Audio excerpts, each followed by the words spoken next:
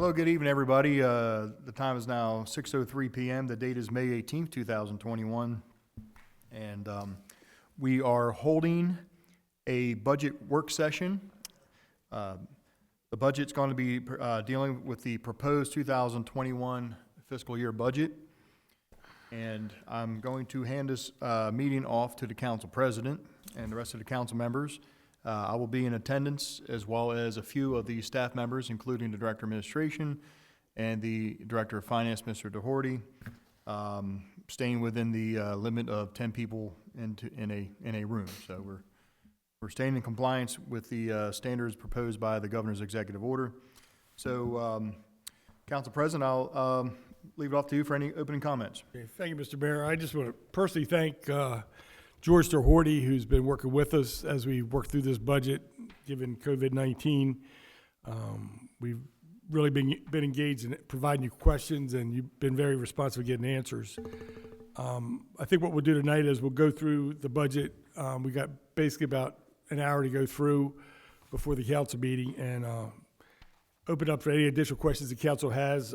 We'll go probably page by page on the budget, so that way the people know exactly where we're at. So we'll open up with the general fund. Page 1 of the general fund is any questions from council on the general fund? The only point I have is, Mr. Doherty, the missions amusement tax, is it fair to state that that's primarily Bully Rock Golf Course? Yes, sir. It's almost entirely, except for about 5,000 or 6,000. If you go back a few years before the Bully Rock and look at the history, you'll see that we were gaining anywhere from 7,000 to 10,000 a year in admin and amusement tax until we were able to begin with the Bully Rock Golf Course, and now it's up to its projected, as you see here, what is it? Without my glass, 80,000. So that gives you the order of magnitude. Okay.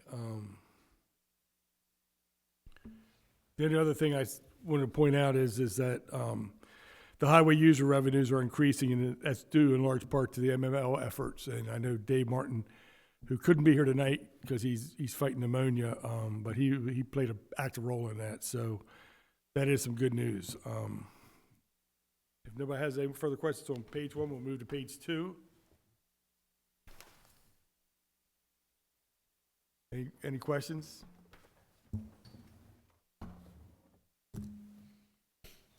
I do. I just want to make a comment for those who might be listening at home. So it's a significantly higher number than what we've seen in the past in terms of the grants. So time will tell whether we get all of the grants that are listed here or not, based on funds available to the city and the state, from the city and the county and the state. Excuse me. If I may interject, all the grants that are new and an increase are tied to capital projects, which we are able to control and not begin until we've got actual notice of award. So we're not really at any risk, even though they're included in the budget, because we just won't start the project until we've got notice of actual award of the grant. Thank you. Yeah, I understood that. I just wanted to make sure we just called it out for those at home listening. Yeah. The only other point I want to make is for the line item on contributions and donations, there's a huge jump there, and that's due in large part to the $235K contribution by the Scenic Manor developer for the Chapel Road Bridge widening, if I'm not mistaken. That's correct. That we've actually had that money for several years, but it's been reserved for that project, and now since we're going to do the project, it shows up as their contributions in next year's budget. Okay. Any further questions on page 2? We'll go to page 3. Mayor's budget. Any questions? Pretty bare bones, so not much to really deal with. So, okay, page 4 on the city council budget.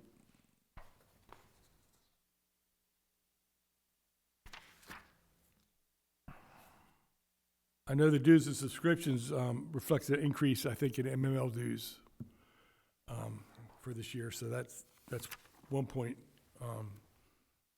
that I want to bring forward. Mm-hmm. And again, our public relations budget line is that the televising of the council meetings, so. We'll go to page 5.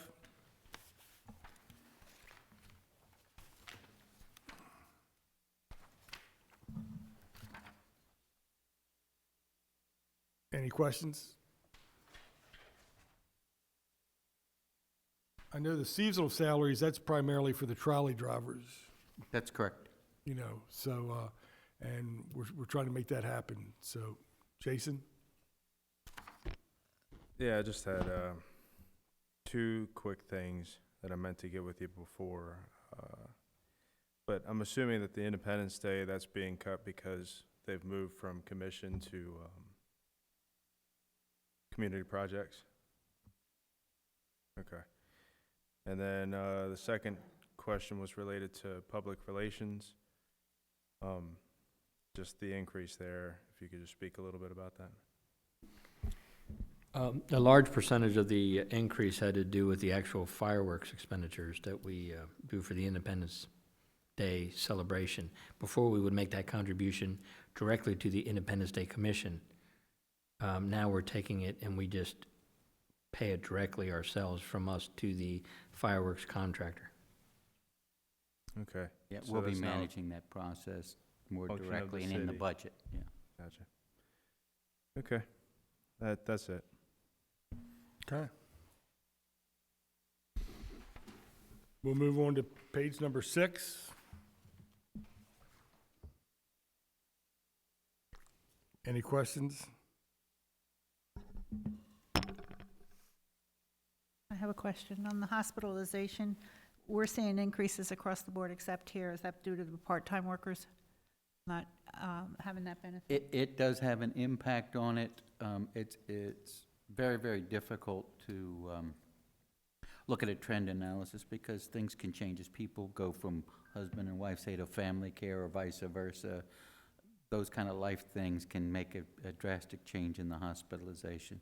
But the hospitalization's been checked against the current holders and their current status with the planned anticipated increase in the premium. So it is a reflection, but you are correct in that since the part-timers aren't eligible for the hospitalization, that will greatly impact the reduction. Okay, because this particular group is one full-time and two part-time, so Now, this is yes. probably the only place I've seen a reduction in hospitalization. And we were expecting the increases due to the wonderful rate we got last year. I know the printing costs were a little higher in 2020, but that was for the printing of the destination guides for tourism, so. That's correct. They come every couple of years Right. because they buy a big enough volume that they can hand them out over a couple of years and then just get them reprinted every few years. So that's the reason you've seen that reduction. Any further questions on page 6? That being said, we'll move on to page 7. Information technology.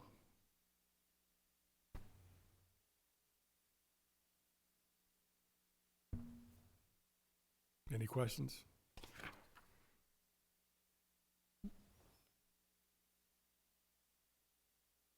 Okay.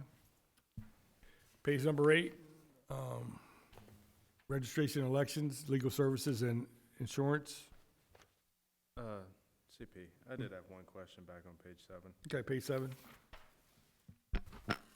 Yeah, I know that we had been talking about getting the resolutions put online and, ways of doing that, getting a link with the microfiche and all that, and I know Jeff Thompson had worked on it. I'm just wondering where that is in the budget here, what line that would be under.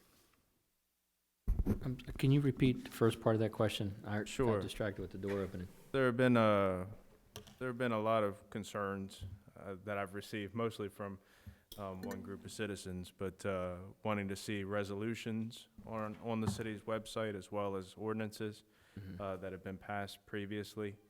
And when we had discussed it, I think Jeff Thompson had figured out a way to get them on the city's website.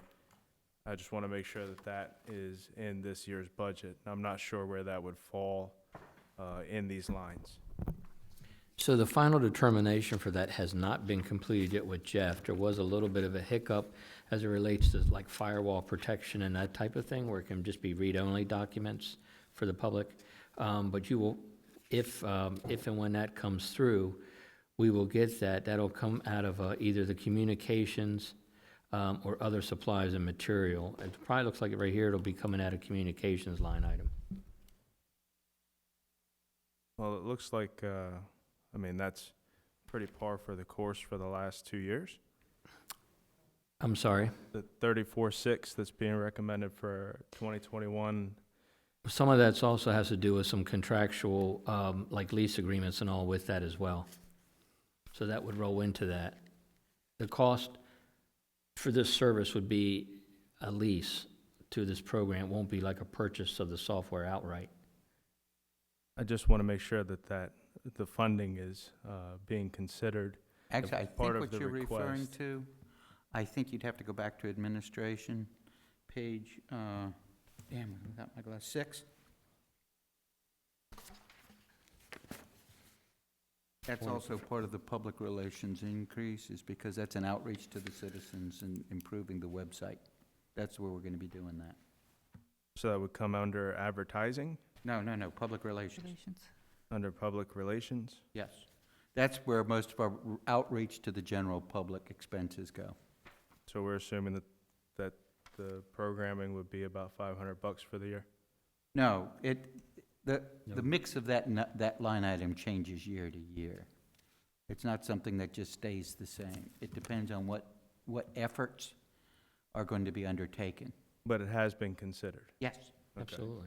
I just want to make sure that Yes. that project is tied up in the funding request in the budget. Yes. Okay, thank you. Back to page 8, any questions?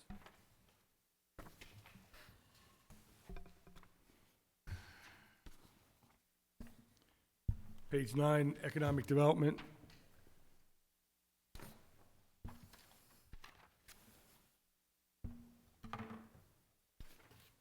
I have a question, or just a comment. Mr. DeHorty, if you could talk about the retirement, the changes to the retirement Sure. monies.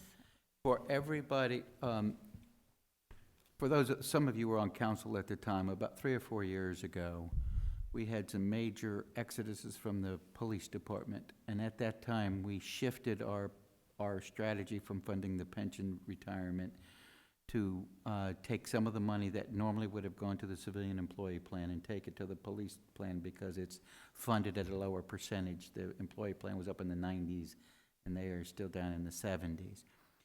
After about 2 or 3 years now of doing that, we're reverting back to the more traditional approach.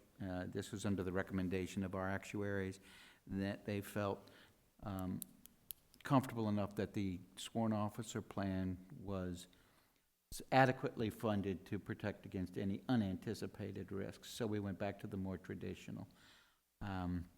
But if you look at it overall, I think the increase in retirement, which is tied obviously to the salaries, was only a few percentage points. But you will see for everybody but the sworn officers, an sizable increase. In the sworn officers, you'll see a sizable decrease, because it's just a shifting of which one of the trust funds we put the money into. Thank you. And the professional services under economic development includes contract-related support, if I'm not mistaken. The primary contractor, yes, that we do, yes. Okay. Page number 10, finance. I have a question. Okay. For 9, under non-employee related expenses, it says employee development. Can you just clarify that? For page 9. economic development, that is going to be primarily participation in economic, Seminars, Seminars. training, that's the word. certification programs, Yeah, those types of things that they find. yeah. For the contracted personnel? No, this would be for either or both. Yeah, probably a little of both. Okay. Any further questions? No, thank you. Page 10,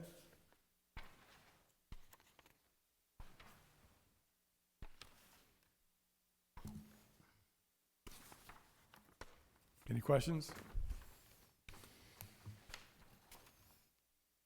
Seeing none, we'll move to page 11.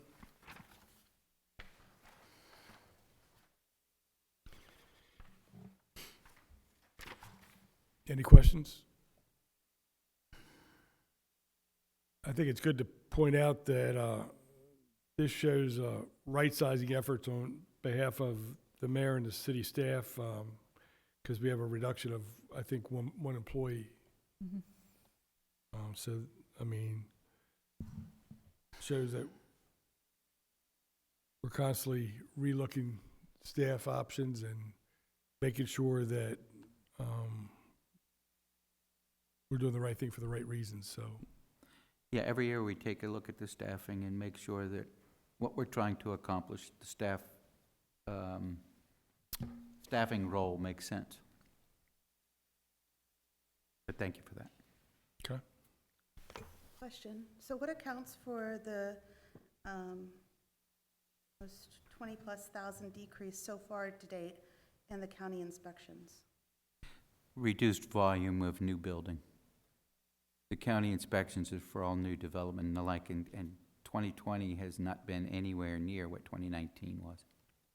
And knowing what's coming potentially up, we're saying it's only going to go to 20,000? Yes, we do not anticipate that the professional, you're talking about the county inspections.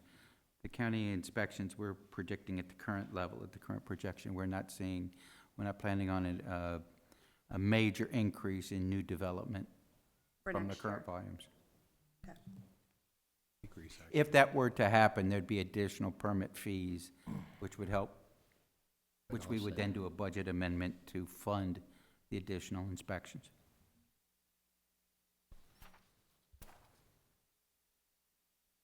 Any further questions for page 11? Seeing none, we'll move to page 12. Police Administration.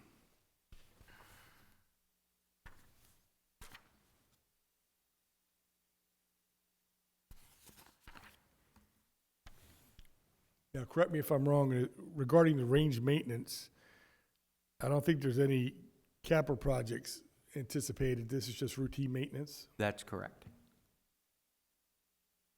And the communication cost is for the upgrading the mobile terminals? Yes, in fact, one of the grants that you'll see this year in the grant and the revenue way back on page 2 was $30,000 toward this, and it's labeled here so you could see it. But that is, the chief is going after that money to increase the mobile terminals in the units. What do you mean increase the mobile terminals? Replace them, not really increase them. It's really refurbish them, upgrade them, bring them to more modern standards. The good news is we had a grant to cover that cost. Well, that, and they're kind of dictating the upgrade by changing some of their source technology. So that's why we're getting grants for them to be able to keep up with it. Any more questions for page number 12? We'll move to page 13. Police Patrol and Investigation.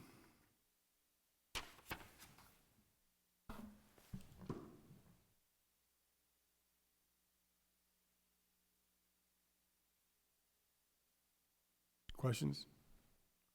Now, the reduction in overtime, is that in large part due to the fact that we have an auxiliary workforce right now that helps? That's part of the plan, yes, sir. That's paying big dividends. It is. Thanks for your support. Yep.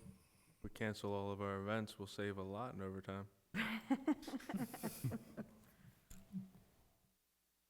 Absolutely. Any further questions for page 13? Moving on, we'll go to page 14. Public Works.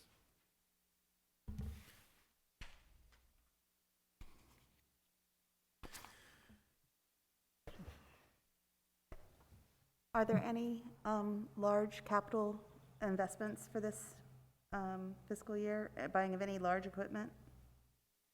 Large equipment, not that we'll get to the none of the capital projects are in this line on this page of the budget.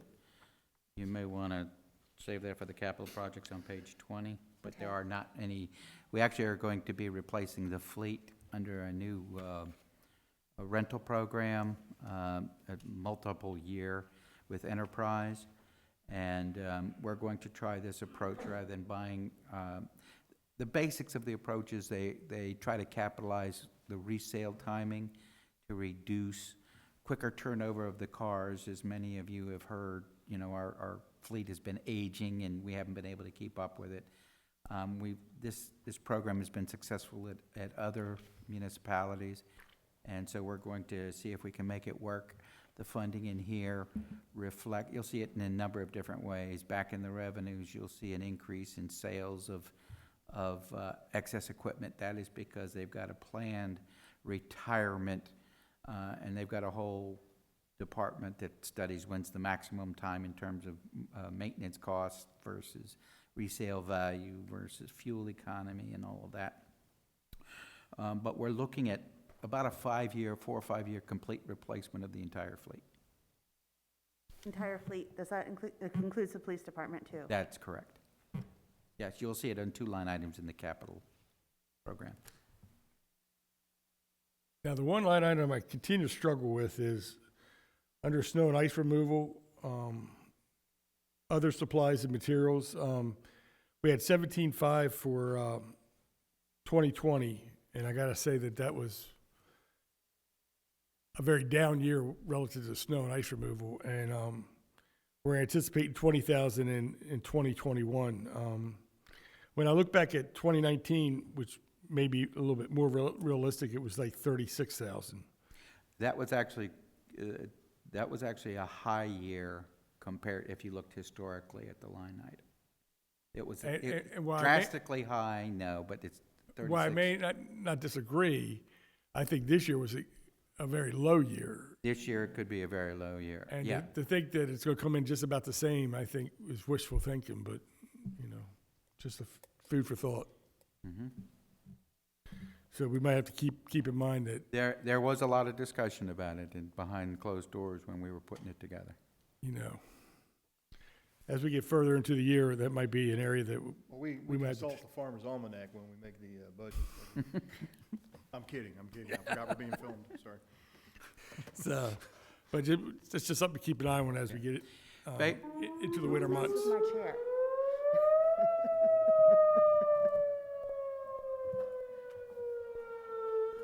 I-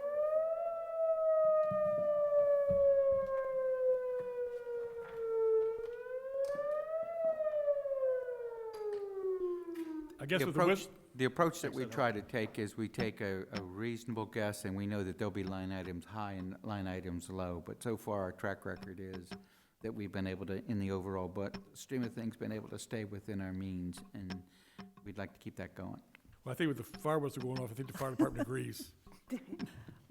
So, I have a question. okay. Okay. So year-to-date was as of second quarter? The date on the bond, March 16. 16th. So that's I should have brought my readers. almost it. So that was pretty low. It was 93.38, 92.38. We really didn't have any bad weather after that time. Right. So maybe the 20,000 is more realistic than we think based on what we've actually used of the previous year. And I will say that one of the plans this year is to make sure we stockpile before the end of the year. Because at the end of the season is when you get the best price for this stuff too, so. We will be filling the bins before this year is out. Thank you. Okay. No other questions for page 14? We'll move to page 15, Public Works.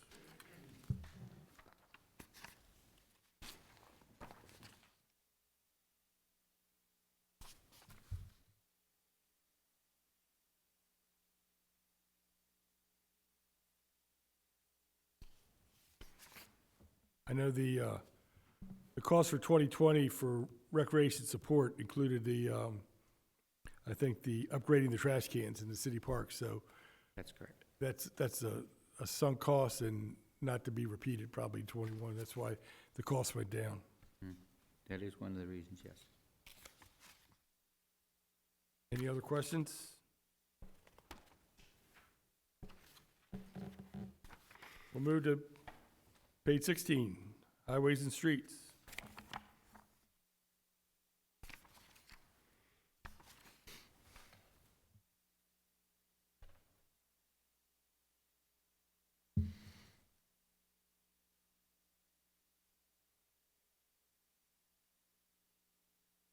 Again, the equipment maintenance costs for 2020 included some repairs to like the street sweeper and the 2-ton dump truck that, again, Those of us that lived through it remember all those huge bills for the street sweeper. hopefully that doesn't repeat itself. We're not budgeting for it. Right, we're up to speed. Any other questions? Okay, moving on to page 17, shop operations.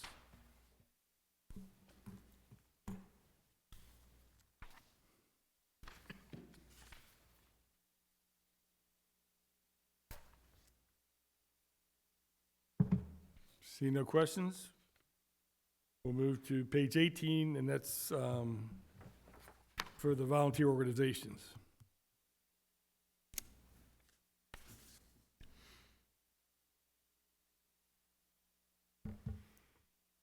I want to note that the Lower Susquehanna Heritage Greenway, we're projecting maybe 20,000 in 2021. We're getting some big dividends from them relative to grants, ongoing grants, and it's been a big plus. It's been a great partnership this past year with them, and I look for great things there. I know with the Color School Museum, while there's no cost identified, I think, if I'm not mistaken, Mr. Mayor, you have reached out and said in-kind services for the 2021. Is that true? Yes. Yes. So- Yes, we're gonna be doing some grass cutting and things of that nature to help them out. grounds And that's what they maintenance. actually requested Right. for in their request.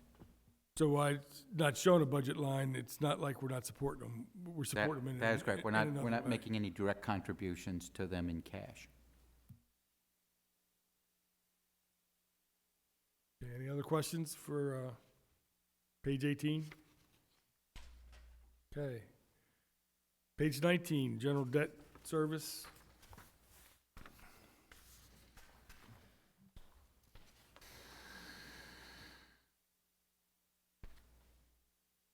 No questions?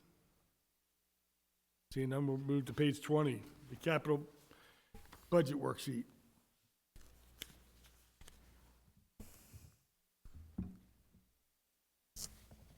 Hopefully this year, we can somehow, some way capitalize on the trolley, get a favorable response with that. You know, maybe this year we give a favorable outcome. We It'd keep be trying. nice. It'd be nice. I tell you what, I mean, if we get back to the first Fridays of old after this COVID-19, I know the trolley would come in handy, because there was many times where I ended up parking by Harris Field, taking a hike, you know, if we had the trolley in place, especially for those seniors that want to get downtown and can't necessarily walk long distances. That would help them out in a big way. That's the plan. Okay. I know there's some City Hall repairs. That's going to be security upgrades to the main entrance of City Hall. And That's with more advanced camera.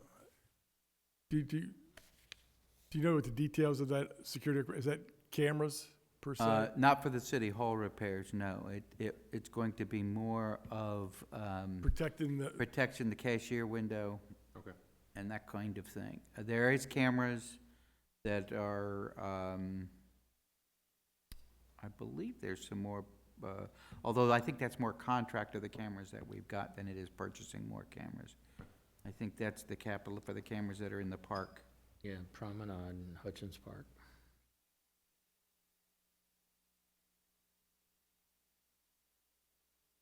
and Casey, I guess, capital projects include the Juniata Street sidewalks you've been pushing for. So that'll be a big plus too. Right. And that's necessary for the new For the new school, since Right. students don't have, or they've been walking in the street, and the school's now over on that side, we need to make sure that there's safe sidewalks to school. It's Absolutely. really important. Any other questions on page 20? The only thing I want to, it's more of an anticipatory thing to make sure we tell council with the recent events. We have obviously slowed down a lot of our capital projects, and what you're likely to see is the one, sorry, Jason, one really big budget adjustment to move them into next year, those that were still in process at the end of the year and budgeted for this year. It's probably going to be more than normal, simply because we have slowed everything down here because of the COVID-19 outbreak. I know at the last council meeting, Jason initiated some dialogue relative to the budget and the tax rates and stuff. And once we get through COVID-19 and we start getting back to some type of normalcy, it's going to be very important for us to pull together supporting documentation that really helps us identify the path forward, and which probably could require a relook of the budget, maybe in the October, November timeframe. Really depends on, Especially Nobody once can we see an predict the impact on the timeframe. revenues, yes. Right.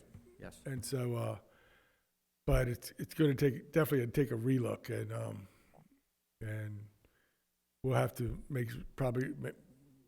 dictate some adjustments along the way. It'll probably be a very busy budget amendment year. So, Jason's up for the challenge. Good at reading numbers, long numbers. Well, I'd assume that we'd have an understanding of those capital projects that won't be going forward by like next month, right? We probably have a good understanding. Most of the them by ones, now. when you say not going forward, we don't have any that we don't plan on going forward with eventually. It's the timing of it, not the Right. value. Okay, so in this current fiscal year, which would be the assumption of the amendments, right? We'd be Correct. taking the project from this year, taking the balance, moving it forward, moving the expenditure forward. That's correct. My point, my question is, we have a good understanding now, this is the end of May, of what projects are likely to not be done within the next month, right? Right, and you can look at a lot of them here where you see a huge spread between the year-to-date and the funded column. Right, there. it could probably be assumed that not much has happened since March.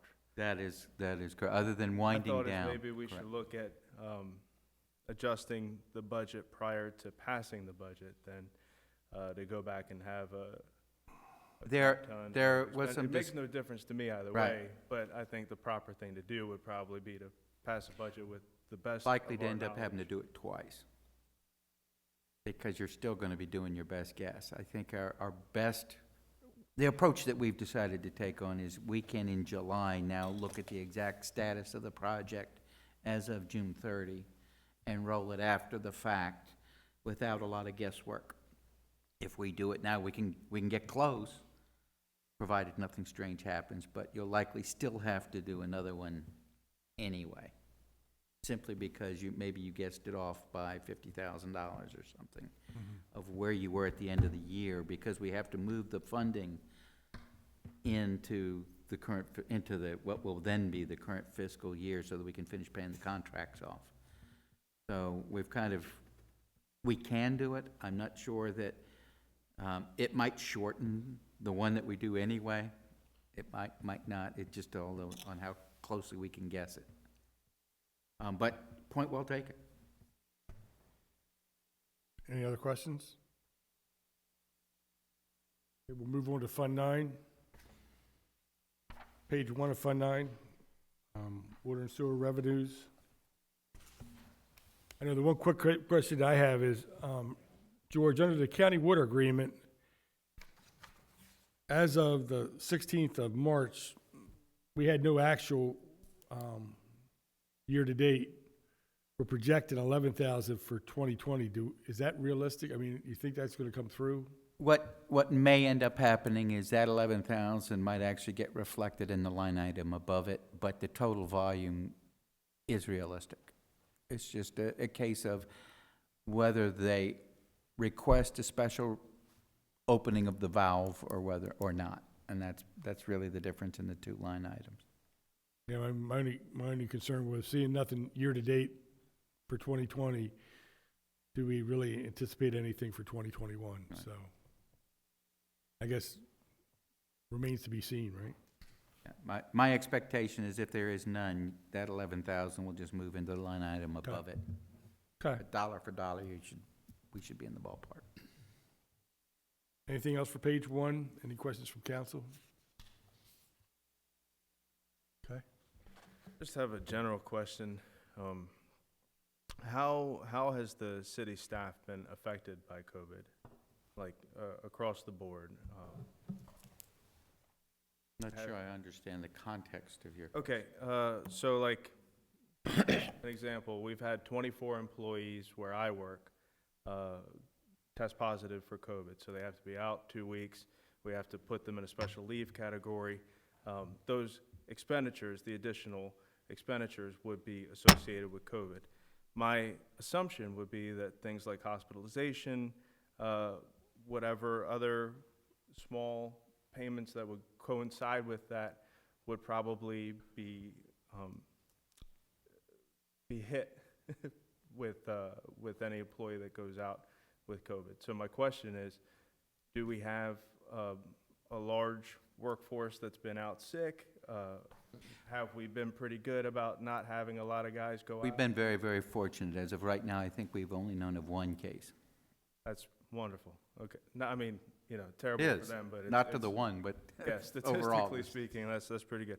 The reason I asked that question is just because I think that going back to your point about hospitalizations and things broadly, citywide, that would probably affect our budget going into 2021. But it may not if we have so few cases so far. Yeah, well, the hospitalization is primarily our insurance costs, and those will obviously go up more for '22, I think, when the insurance industry has to come up, foot the bill for all the '21 going on. But it's very early in the game. The way our programs are set, and the way our broker explains it to me, I mean no disrespect, but what's the word he uses? We're not a reliable source because we're so small. So the fluctuations in ours does not change our premiums greatly. It's much more this pool that they've got us in, which is a municipal government pool. So if everybody and it could work against us if we're doing really well. Statewide. 2022, it's even more than statewide, because we're talking United Healthcare, it's really nationwide. If they have a bad year with municipalities, we could see an increase even though we did well. But likewise, we could do poorly, and if a lot of other ones do well,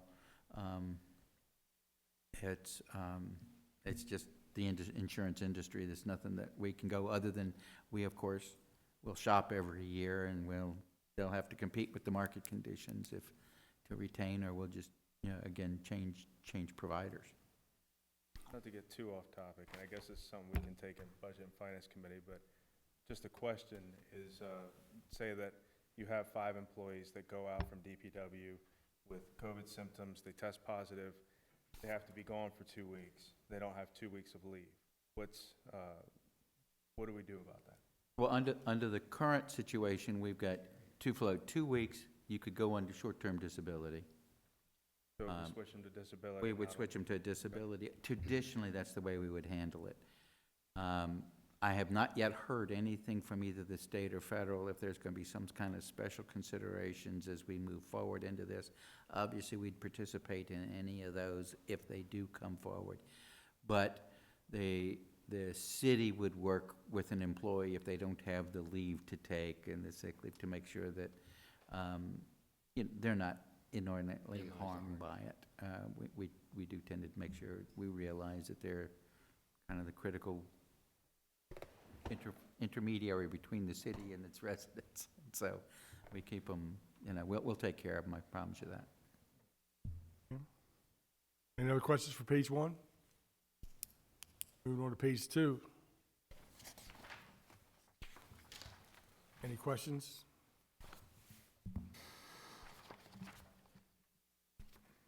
Mr. Mayor, I mean, I want to commend you where salaries are going down here.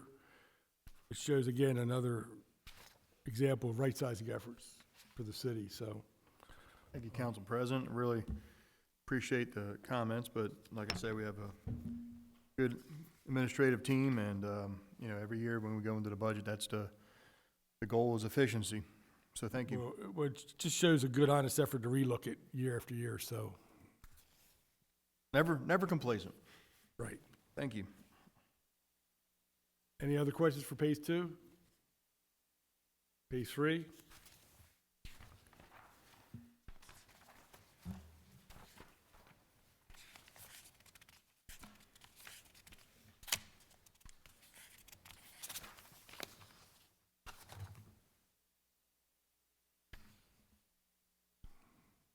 I guess, the increase in meters, it's the anticipated replacement of several large industrial meters. Yeah, that is the plan. When they hit a certain cycle or volume, they get to be replaced, because as meters age, they slow down and we lose money because broken meters work against us. Be one of them. There's a waiting list. Any questions for page 3? Page 4?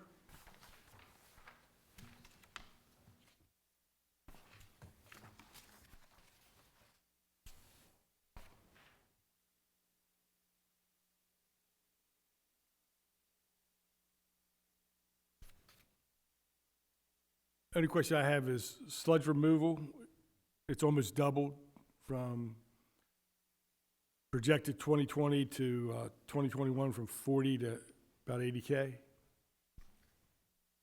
We have been traditionally with the sludge removal, we have been dewatering and sending it to our wastewater plant, and we're trying to redo that so that the plant doesn't have to take on that much cleaning.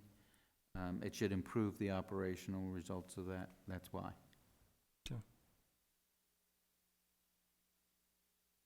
Any other questions for page 4? Yeah, how is that related to a large amount of, oh, that's wastewater, not drinking water, that's what it is, right? I'm thinking not just what the county was putting into our lines. That was our sewer line. It was our sewer line? So is there going to be a reduction as a result of stopping them from putting their junk in our stuff? We are actually working with the county right now, redoing the solids handling facility. So we're putting in a fan press. We're taking out the old centrifuge that the county was working, and we have a project right now we're updating all that as well as the county is, and we're disconnecting the line to the sewer system. The city actually has a permit now to actually discharge our decant actually back out into the river. So we're improving the process by which we remove the sediments and press that out. We are going to be, and that's part of the price that George talked about, is we're going to be trucking that out now, whereas before we were sending it down and so was the county sending it down to the sewer system. So all that's going to change with this upgrades to the water treatment plant. The solids handling facility will be, because he's looking at a major upgrade. We're going through the plan review process right now. Thank you. Sure. Thank you. Okay. Any other questions? We'll go to page 5 for capital projects. Again, this is sure to be updated for us as we get further along. One mention of note is virtually the entire Fund 9 capital project list is to be covered by the upcoming bond.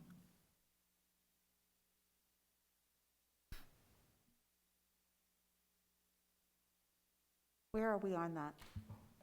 Right now, they anticipated going to the market around the second week of July. And rates right now are extremely favorable? To look at the county, they are terrifically favorable, but before we got the news on the county, the concern was that they were going in an unfavorable direction. But they're kind of right now at a very volatile position. Hopefully by the end of July, the folks at the state are saying they believe it will have calmed down and be in more normal.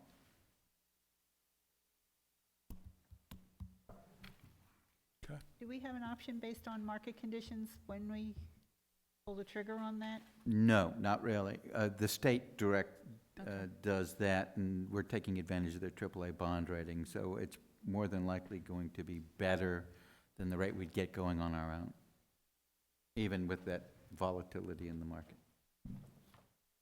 So then after that point, we're going to be able to prioritize how these are being done and then start communicating out, because we had talked about that when we were up at Buoy Rock, about the communication process. Yes, Okay. we've already looked at these in terms of, Tim's got a sense of prioritization of which of these projects he wants to get on first, and we can begin to pull that together. Our efforts have obviously right now have been to make sure we dot our i's and cross our t's for the debt issue itself. Okay. Okay. Moving to page 6, water and sewer debt service. Any questions?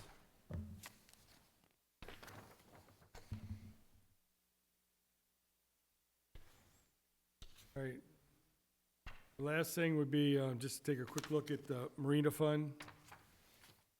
I guess my first question is, have we seen what's been any impact to the ramp fees regarding all the restrictions put on by COVID-19? The ramp fees have been slightly lower, but as you can see from the line items, it's not been as terrible as we originally thought, or as we feared, I guess. So, I think we'll come out of it okay, but it's gonna be slightly down. With both ramp fees and the gas sales, gas Yes. pumps? Yes. Yes. Fortunately, we have a very healthy fund balance that can withstand a short-term reduction in those kind of business activities. And hopefully the appetite regrows as this extends and we rebound strongly. Just being down there the past few weekends, I've actually noticed a significant increase of boaters during the week that you wouldn't normally see now with it opened up with the boating. So hopefully we can, catch up on ramp fees. Absolutely. People were chomping at the bit to get out, so. I feel them. I drive through the park every morning, and I guess it was like Tuesday through Friday. You saw, bass boats, so many bass boats down there, you couldn't even park, so, Yeah, they're parking on the side of the street. yeah. I mean, the Promenade Grill's been benefiting. I've seen lines after lines. Okay, any other questions, any specific questions with the Marina Fund? It's pretty short and sweet. I mean,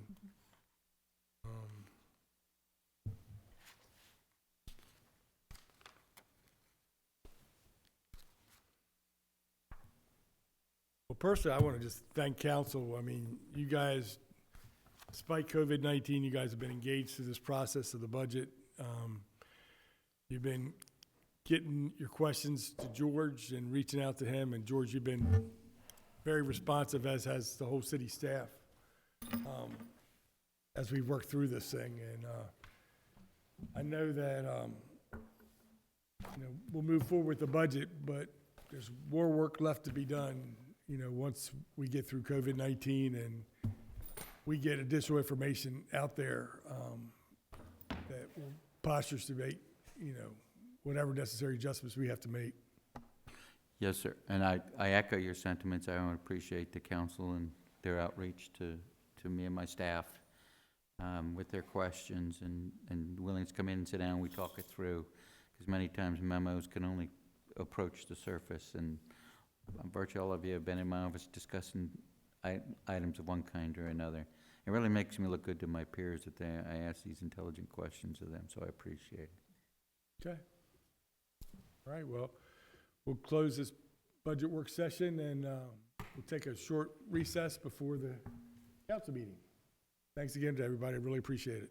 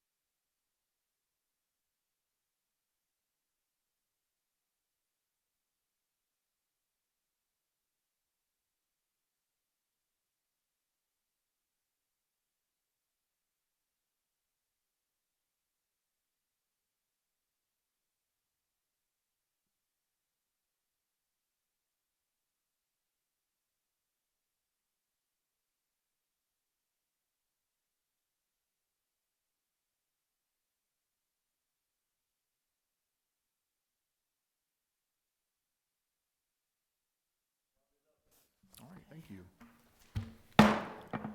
Good evening, fellow council members and citizens of Havre de Grace. Today is May 18th, 2020. I call to order a meeting of the Havre de Grace Mayor City Council. I'd like to take roll call. Council President Glenn. Here? Councilmember Zinner. Here. Councilmember Martin. Councilmember Robertson. Here. Councilmember Ringstocker. Here.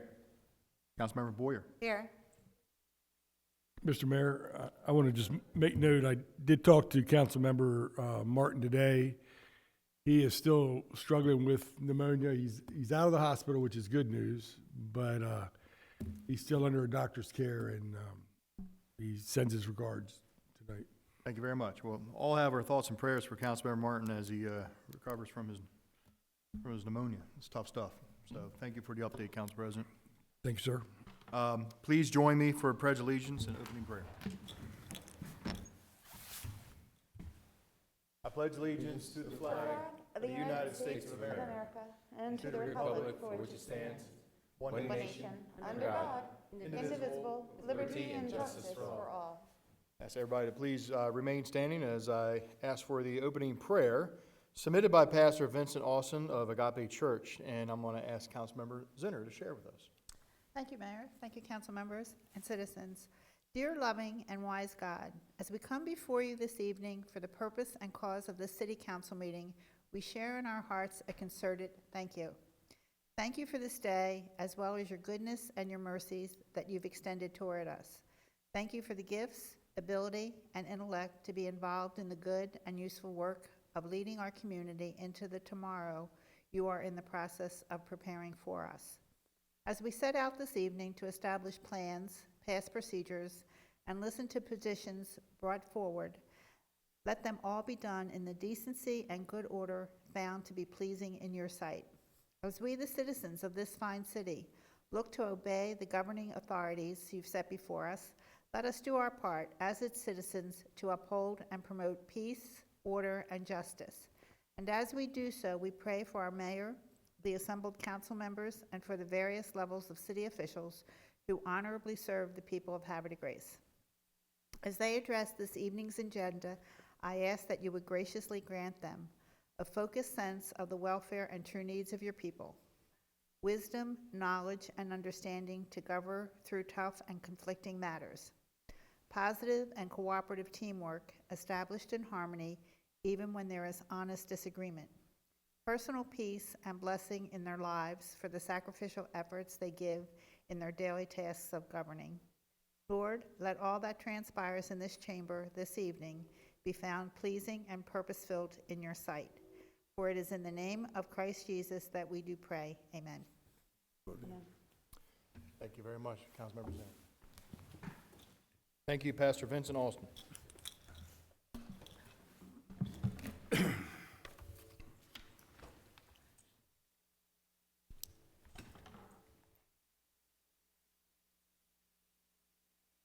Council, we're going to move on to item number 5, approval of the minutes of the May 4th council meeting. Do I have a motion? So move. Councilmember Zinner, Second. second by Councilmember Ringstocker. Questions or comments? All those in favor say aye. Aye. Aye. All opposed say nay. Approval of the May 4th, 2020 council meeting minutes is approved 5-0 in the affirmative. Thank you very much, council. Before we continue, just a couple of quick comments. For audience watching at home, I just want to say good evening to everybody and let everybody know that for the meeting tonight, like the last 2 council meetings we had, the second meeting in April, the first meeting in May, and now this evening, I just want to let everybody know that we have a modified council meeting, that we do not have a live audience in the room with us at the moment. We do have 9 people, 6 elected officials, the city attorney, the director of administration, and the gentleman who's working the camera for the live stream, because we need to stay in compliance with less than 10 people in the council chamber. What we will do this evening, as we did the last 2 council meetings, is anyone who wishes to speak on an agenda item can come to City Hall, and you can stand outside, and when we get to comments from citizens on agenda items, we will let citizens come in one at a time and address the council with any questions, concerns, or ideas. Also, we do field phone calls and emails on agenda items up until the council meeting. So just want everybody to know who's watching us at home. If it looks like there's nobody in the audience, that's because there is no audience. So anyway, thank you very much, citizens of Havre Grace, for your patience as we try to make this council meeting on many levels as normal as possible.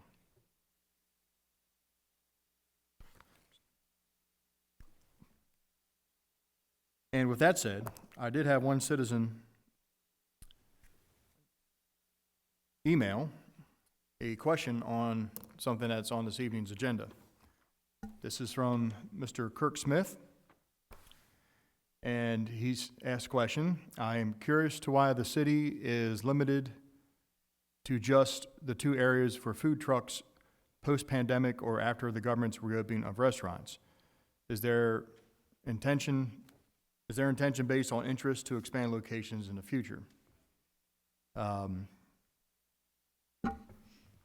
I can go ahead and put some comments on that. Not a problem. There's a resolution this evening that's going to propose food trucks, if council adopts the resolution, that food trucks be located at either Hutchins Park or at the Lock House on the parking lot on Conistillo Road. And there are spaces allocated at Hutchins Park. There are 4 spaces, and there's 3 spaces allocated at the Lock House parking lot as well. Currently, I want everyone to know that this administration adapted a policy while we were under the stay-at-home order. We were approached by several food truck organizations. We did not want to create a food court atmosphere that would promote people to leave their homes. We all love food trucks. Havre Grace has had food truck festivals, but we didn't want to bring people in to send a message, please leave your house and go to a food truck, when the governor had a stay-at-home order. The only people we let put food trucks up were the restaurants, the brick-and-mortar restaurants who had a food truck park outside of their restaurants to facilitate the carryout for their businesses. I think there were 2 restaurants. Now that the stay-at-home order has been lifted, City of Havre Grace is open for business in many sense of the word, and so food trucks wishing to come from outside of City of Havre Grace can do so. But the resolution tonight is going to direct that these food trucks go to Hutchins Park or the parking lot at the Lock House. So, and council will be working on a ordinance as well to follow that'll be more specific and spell out where the council would like to see the food trucks. And the second part of the question, is there any intention in the future to expand locations? It's very possible. It's very possible. But there's things to consider is, food trucks, there could be no food trucks come in, or there could be 20 of them. You don't know. So that's why we have to be proactive right now, and at least find a place for them to go. Because remember, food trucks are rather large, and sometimes, in most cases, they're rather noisy with the generators running all day long. And so we have to be mindful where we place these food trucks that attract the crowds and the lines and the noise. So anyway, that's what council is working on this evening. I hope I addressed Mr. Smith's question adequately for him. So thank you, Mr. Smith, for your question.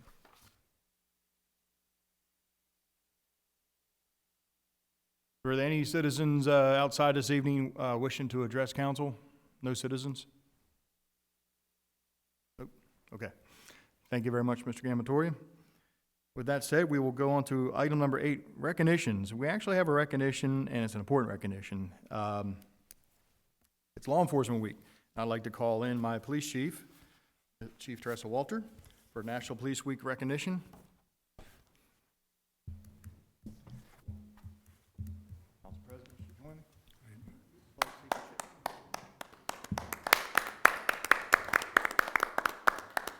Councilmember Boyer, your chair of public safety. Would you like to join us?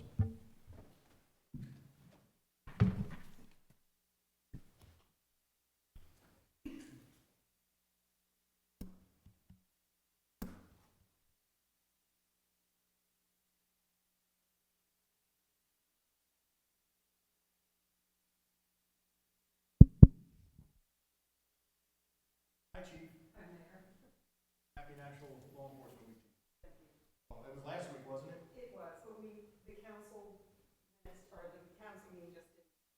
Not a problem. Well, thank you for being here and representing all the officers for the Havre Grace Police Department and civilian employees as well. So I just wanted to thank you very much for participating this week. And I know the Law Enforcement Week, National Law Enforcement Officers Week is something that's been going on for quite a long time. Do you know anything about the history or the background of it, how long it's been around? It's been around since 1962. Actually, President Kennedy was the one that had enacted that. And at the time, I believe it was just for one day, but then it was turned into an entire week. With one particular day, this year it was May the 15th, was recognize those peace officers who have lost their lives. Thank you for the background. I appreciate you. Well, obviously, on a day-to-day basis, we're all very grateful for the service of the men and women of the Havre Grace Police Department and how to keep us safe in many levels. But especially during this global pandemic, in which civilians, and I'm sure those who wear uniforms, it's a moving target every day. It's trying to figure out how to navigate people's public safety as well as, protect property and the rights of citizens at the same time. It's very tricky. I can imagine it's 10 times more difficult to be a law enforcement officer in the last 2 months than it normally is. So I'm going to read this proclamation to the record, and it's going to be heartfelt because this is going to be an important one. City of Havre de Grace, Maryland, proclamation, National Police Week. Whereas during National Police Week, we commend the brave men and women of our law enforcement community and county for continually fulfilling their solemn oath to protect and to serve. We also pause to remember that protection comes at a price. We honor all those who have made the ultimate sacrifice and have been killed in the line of duty, or those who have suffered permanent injuries and disabilities defending our Constitution, their communities, and the rule of law. This year, we must not forget to include the heroes who have lost their lives to COVID-19. And whereas in our nation there are some 900,000 law enforcement officers who put their lives on the line for the safety and protection of others, they serve with valor and distinction and with great success. They never wavered in the face of crisis or tragedy. During uncertain times, law enforcement officers bravely face challenges and continue to protect our communities. Law enforcement continually identifies ways to reduce crime while simultaneously bringing police officers and communities they serve closer together. They steadfastly strive to ensure the safety of our communities and provide a much-needed sense of security for our citizens. Now, therefore, I, William T. Martin, Mayor of the City of Havre de Grace, along with the Havre City Council members, hereby proclaim and honor those law enforcement officers who made the ultimate sacrifice and those who continue to serve by proclaiming May 10th through May 16th, National Police Week. I also asked Councilmember Boyer, who's the chair of the Public Safety Committee and the Council President, to join me and recognize the National Police Week. Councilmember Boyer, do you wish to say anything? You good, Council President? I got to say that we have been recognized as one of the safest cities, not only in the state of Maryland, but in the United States in which to raise children.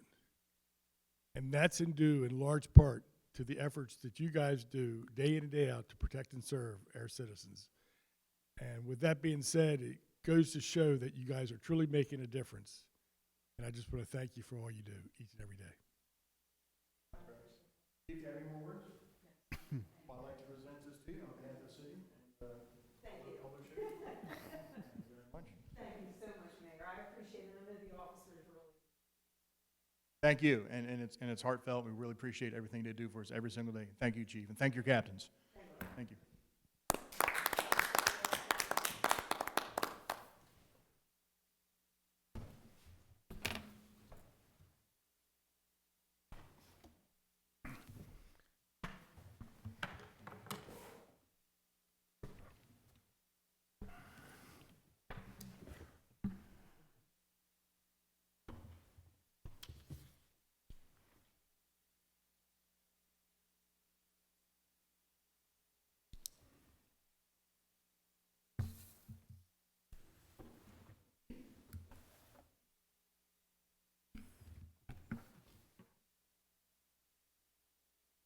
Okay, thank you very much, Council. We're going to move on to item number 9 this evening, which is resolutions. This evening we have 2 resolutions. The The first resolution is dealing with a boundary survey. I'm going to refer to Council President Glenn. Thank you, Mr. Mayor. I make a motion to move forward with the resolution concerning the boundary lines of the eastern end of Congress Avenue and the dimensions of Frank J. Hutchins Memorial Park. Second. I have a motion by the Council President, second by Councilmember Ringstocker. Is that correct? This is a motion to introduce a resolution. Questions or comments on the introduction of this resolution? All those in favor say aye. Aye. All opposed say nay. Motion to introduce a resolution carries 5-0 in the affirmative. I'll read the header into the record. This is going to be Resolution 2020-13. A resolution by the City Council of Havre de Grace, Maryland, pursuant to the authority of Article 11E of the Maryland Constitution, the local government article of the Annotated Code of Maryland, and the City Charter, Sections 33, 34, 65, and 66, confirming, ratifying, and approving the city boundary of the eastern end of Congress Avenue and the dimensions of Frank J. Hutchins Memorial Park. Council, do I have a motion to adopt Resolution 2020-13? So moved. Motion by the Council President to adopt. Do I have a second? Second. Seconded by Councilmember Ringstocker. Questions or comments on the adoption of the resolution? Council President? Thank you, Mr. Mayor. This resolution is in regards to a survey that ratifies and confirms the city boundaries along the eastern end of Congress Avenue and Hutchins Park. I have a question for the city attorney. I'm led to believe that under item 11 tonight, we're going into closed session, and I think some information that may be provided under that closed session may impact us making an informed decision on this resolution. Is that correct? That's correct, Council President. We are I'm going to be providing an update on litigation involving Hutchins Park, and so at least some questions that may come up in that discussion and presentation may affect the decision of council members on what to do with this current resolution. With that being said, I would like to seek the advice of council, so I'd like to defer the vote on this resolution until after we have gone into closed session, and we would, elevate this back once we come back out of closed session. So that's my motion. I second that. I have a motion by the Council President, seconded by Councilmember Robertson, to postpone the vote on this resolution 2020-13 until after the closed session? Yes, under item 11, yes. For this meeting? Okay. Yes. So we're postponing, we're not tabling, we're just postponing the vote Correct. later on in the agenda. Okay, all in favor say aye. Aye. All opposed say nay. Nay. Okay, motion to postpone carries 4-1. Thank you, Council President. Item number B, resolution concerning policy for food trucks. Council President Glenn. Thank you, Mr. Mayor. I move forward for appropriate action, the resolution concerning the policy for use of the city public ways and sidewalks by mobile food trucks. Second. I have a motion by the Council President, seconded by Councilmember Robertson. This is a motion to introduce a resolution. Questions or comments? All those in favor say aye. Aye. All opposed say nay. Motion to introduce resolution carries 5-0 in the affirmative. Council, this will be Resolution 2020-14. A resolution by the Mayor and City Council of Havre de Grace, Maryland, pursuant to authority under the Maryland Constitution, Article 11E, the local government article of the Maryland Annotated Code, and Havre de Grace City Charter, Sections 33, 34, 65, 66, and 67, adopting a policy for use of the city public ways and sidewalks by mobile food trucks. Council, do I have a motion to adopt the resolution? So moved. Second. Motion by the Council President, seconded by Councilmember Robertson. Questions or comments on the resolution? Thank you, Mr. Mayor. Keep in mind that the city currently does not have a food truck policy other than special events. This is basically an interim measure, and will be followed up by an amendment to the city code at a future date. This resolution addresses the requirements for food trucks wishing to operate during non-city events. And keep in mind, as the mayor said before, there's, right now, under this resolution, there will be 2 locations. There'll be one at Hutchins Park and one at Canessio Street by the Lock House. And there'll also be a $50 permit fee per day for the food truck to operate. Thank you, Council President, for your comments. Any other questions or comments? Councilmember Boyer? The $50 permit fee, is that for brick and mortar or for all food trucks? This will be after the emergencies are lifted, correct? That's my understanding. Right, yes. The brick and mortar is going to stay in place until the state of emergency is lifted, where restaurants can operate. So right now, they have an agreement with the mayor, but for those outside of that, there'll be the $50 fee per day. The way this is written, does it say that brick and mortar restaurants have to pay a $50 fee? I think if you looked at the first whereas clause, it talks about the restaurants, the bricks and mortar restaurants. I'm sorry, the second. Until such time as the governor's order is rescinded and allows those restaurants to be opened to seated patrons at any capacity.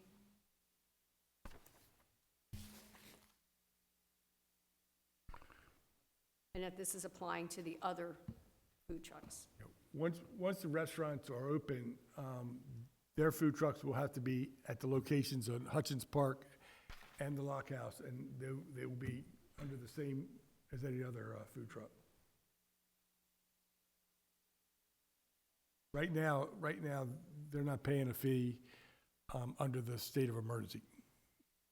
So, but once they can operate again, they're gonna need the permit like any other food truck to operate at Hutchins Park and the Lock House. Councilmember Boyer, please continue. So my question is, the way that it's written with number 4, it just says a $50 per truck per day permit fee shall be required prior to operation. It doesn't say to whom specifically, and it doesn't say when it will be, like if it goes automatically now. I think it's under number 1, the last sentence says, after the restaurants are reopened, the restaurants will be subject to the policy concerning food trucks that's set forth below.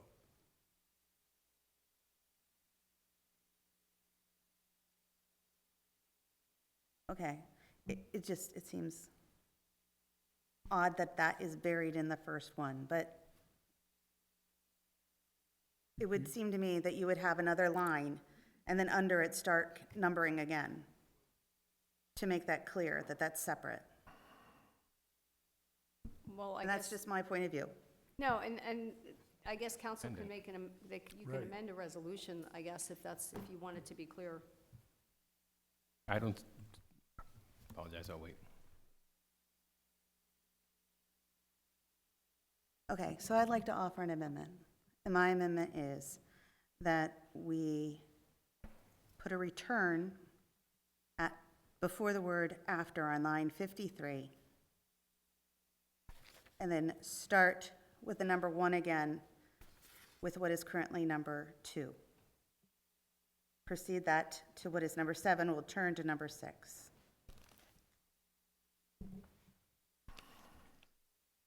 Repeat that again, because I'm not sure I got that. I would like to make the amendment that on line 53, that there'll be a hard return, making after down on line 54, and then on line 55, changing that to the number 1 and proceeding it through to the number 6, with the last one, number 7, being changed to 6. So all of, How do you want it to read? Read it to us. I would like it to read, 1, during the starting on line 49, 1, during the COVID-19 pandemic, any Havre de Grace brick-and-mortar restaurant may operate a food truck on the city street within 100 feet of the brick-and-mortar business with permit to obtain city department planning without a fee until such time as the governor rescinds the emergency order and allows the restaurant to reopen to allow seated patrons in any percentage or capacity. And then I would like it to end the line there, and on the next line, separate from the numbering, have any restaurants are reopened, after restaurants are reopened, the restaurants will be subject to the policy concerning food trucks as set forth below, and then restart the numbering with number 2 changing to number 1, and proceeding down, with everything else staying the same, except for the numbering. That would be incorrect with, you wouldn't need a number 1 for, during the COVID-19 pandemic if there's nothing following it. True. You could do, you could do 1 and then subsection the rest under A's, B's, C's, D's, possibly under the, after restaurants are opened, have the, where you said to start the number 1 again, have that subsection A, and then subsection B, C, D, E, and F. But to have it number 1 during the COVID-19 and then start over number 1 again under any food truck. And I apologize to anybody at home. So, Yeah. because that would be more flowing grammatically correct. And Robert's Rules of Would you Order. like to amend my amendment? I don't have a second, so. don't wish to. Sorry.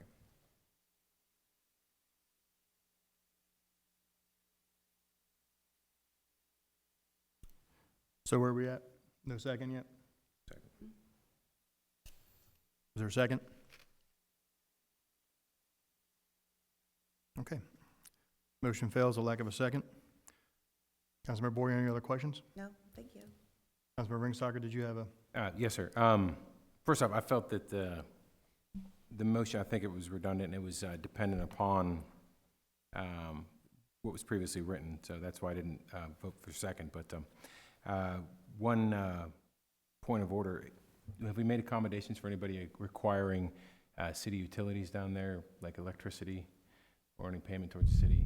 No, that's not in the resolution. That may be in the preceding ordinance that we write.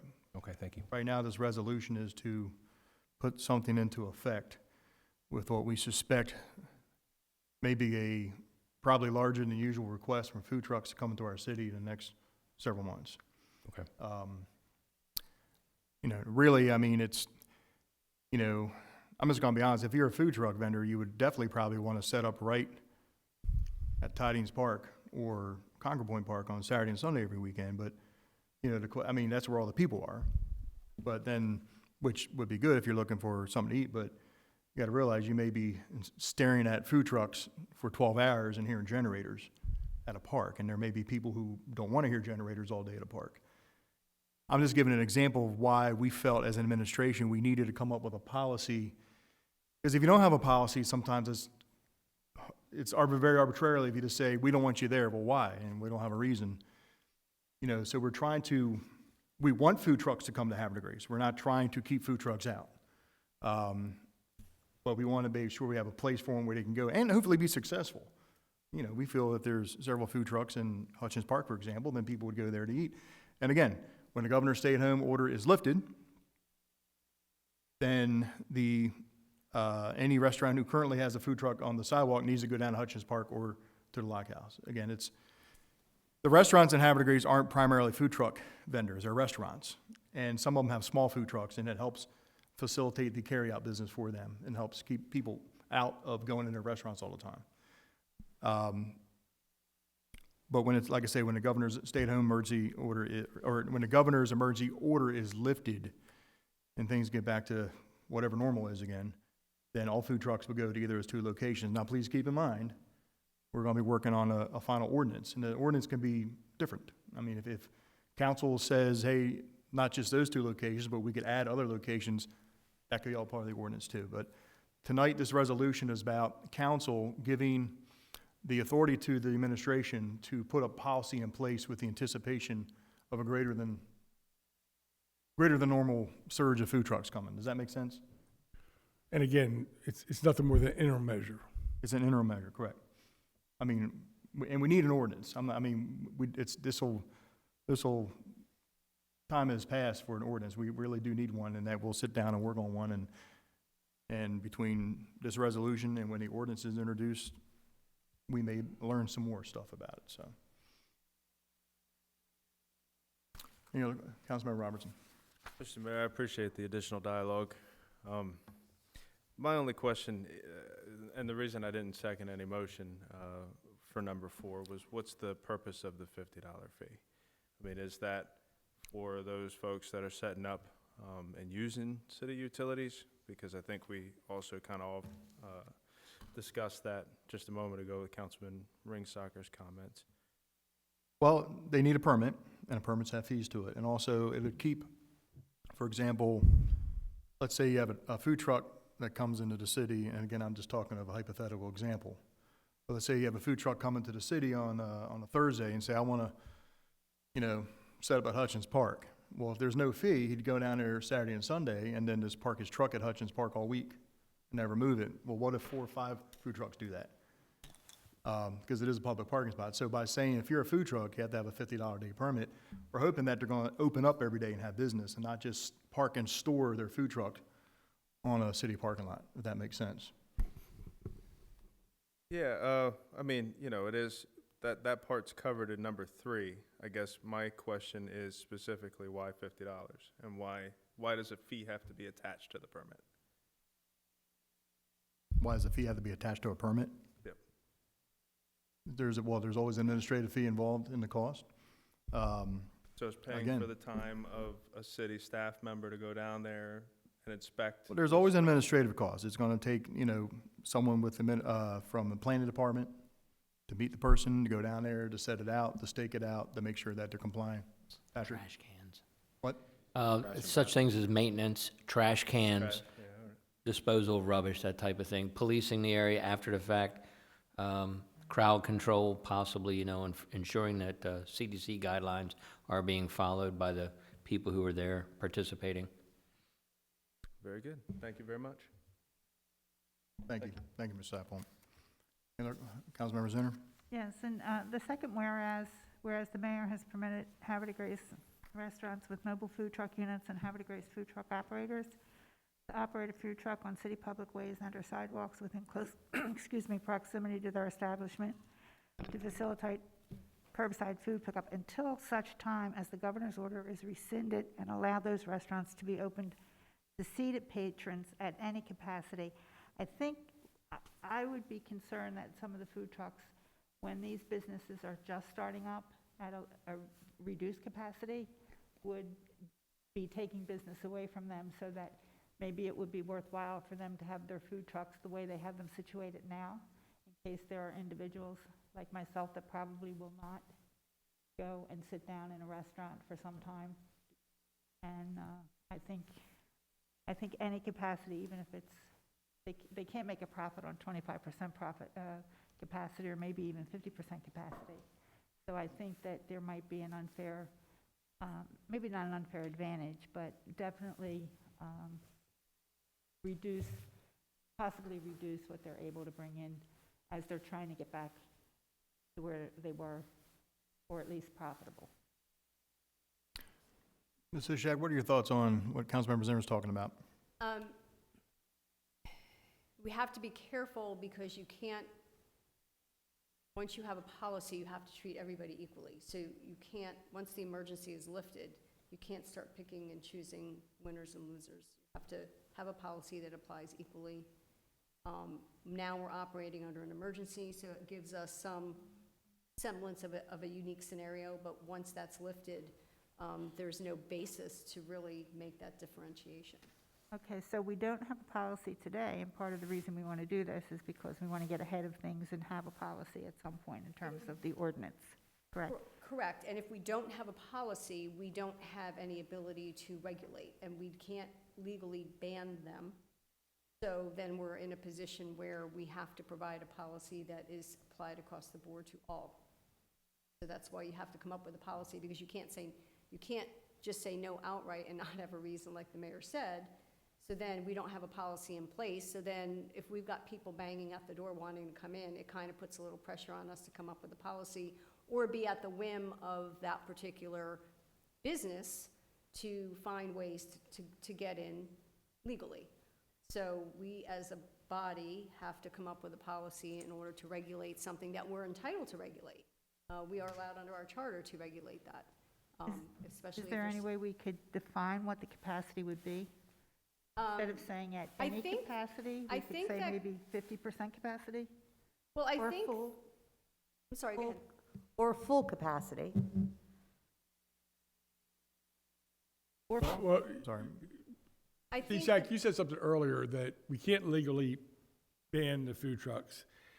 And that comment's based upon your research that has showed where maybe other municipalities tried to prevent food trucks from coming in and lost the battle. correct. They lost the battle. So, I mean, you have to be on firm ground no matter what you come up with. I think that's what's driving the policy, so that we try to put things in place. And again, this particular resolution is nothing more than an interim measure. Probably the more specific one will be the ordinance that comes after that makes an amendment to the city charter. That's correct. This is an interim measure because we would rather have a policy now that at least food trucks coming into the city could look to something that could be applied fairly across the board. And I think under the phasing that the governor talked about, I think 50% capacity was the next capacity for opening. I could be wrong on that, but I think that was, we looked at that and said, well, that's kind of a lifting of the current restrictions.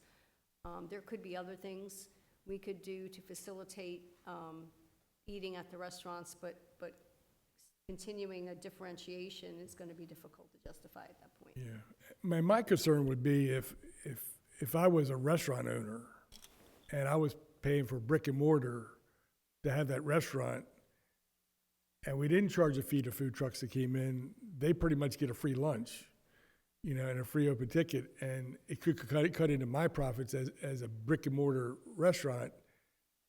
It might have me rethinking that, why should I be brick and mortar? Why don't I just go out and buy a food truck and bring my food truck in? Correct, and also because they are performing a commercial operation on what is effectively public streets and sidewalks, which would be public ways that are held in trust for the entire public.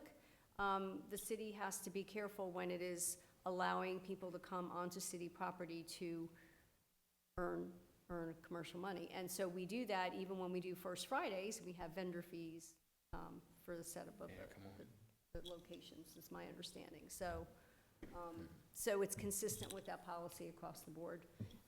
It is not really a permissible policy to just allow people to camp out or use city property to commercially earn money. So we have to balance that with the interest of using public property for a commercial enterprise, also recognizing that we don't want to overly disadvantage current operating businesses. So it's a balance of the two policies.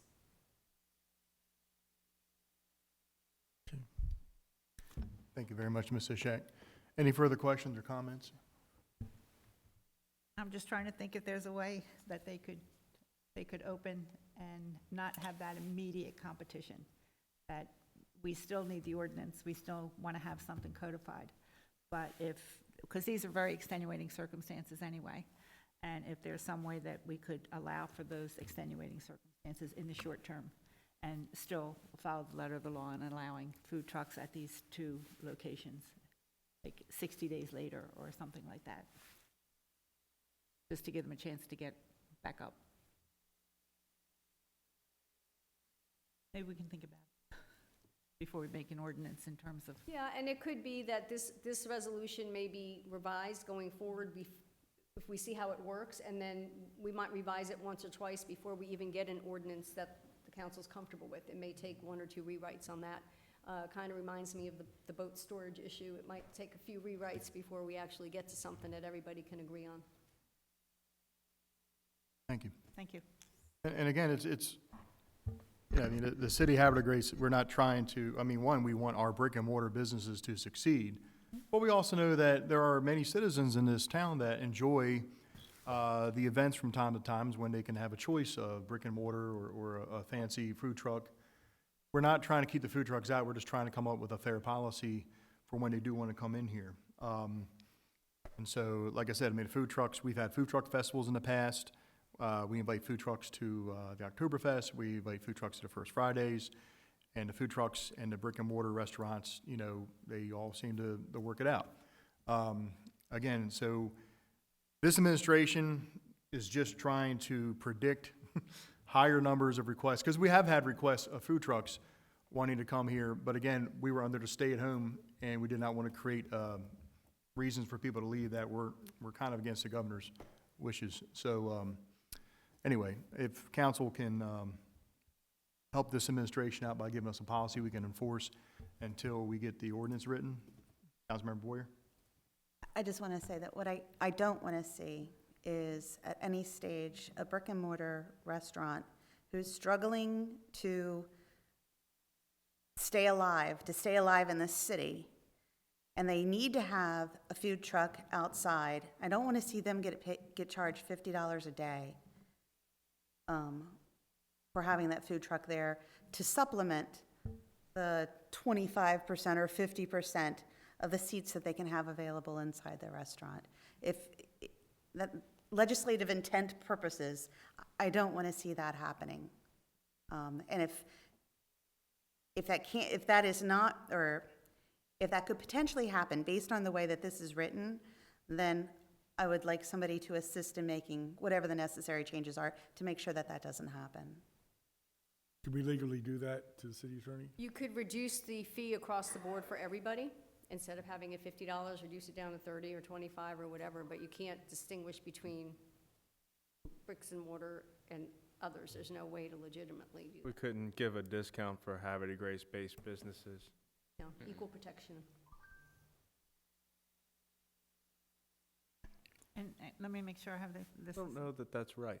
I mean, there is precedence for, like, if you're a resident of the state of Florida, for example, you get a discount on your Disneyland or Disney World tickets. I mean, municipality. wouldn't that be kind of, but isn't that kind of the same Same concept? thing for state parks. If you're a resident of the state, you You're a get a resident discount. of Maryland, yeah. I mean, there's precedence for that. I don't think that that's entirely accurate. I think that there's a way that we could probably levy fees for an outside organization. We do that already with our 5Ks, right? If you're a nonprofit in the city of Havre de Grace, you pay a reduced rate compared to someone outside of Havre de Grace. So there's precedence. I think that we could probably waive the fee for our downtown businesses. that. Is $50 a day really going to make a difference? Probably not. But, you know, at least something. Well, we can look Table. into, I can research it a little more and see what we can come up with. My initial look at it was it's going to be difficult, but there might be ways to craft it in a way that allows that possibility. Yeah, we could probably figure that out. But in the meantime, we're still under the state of emergency, correct? Right. And the mayor has the executive authority to use city property in a way that he deems fit. So it's likely not going to be until after an ordinance is addressed that we'll be seeing an influx of outside food trucks, right? Yeah, I mean, yes. I would love it if we had an ordinance come to the next council meeting or the one after that about this. I mean, it'd be great. It'd be wonderful. I mean, if everybody wants to put their thinking caps on and solve this problem, because I'm gonna be honest with each and every one of you, we spent hours in my office over the last 2 weeks trying to figure out a very fair way to apply this. And, you know, there were about a half a dozen food trucks that were like, hey, I want to come in and Havre de Grace. I'm like, listen, when the stay-at-home order is lifted, or here, I don't want to create a food court atmosphere in Havre de Grace.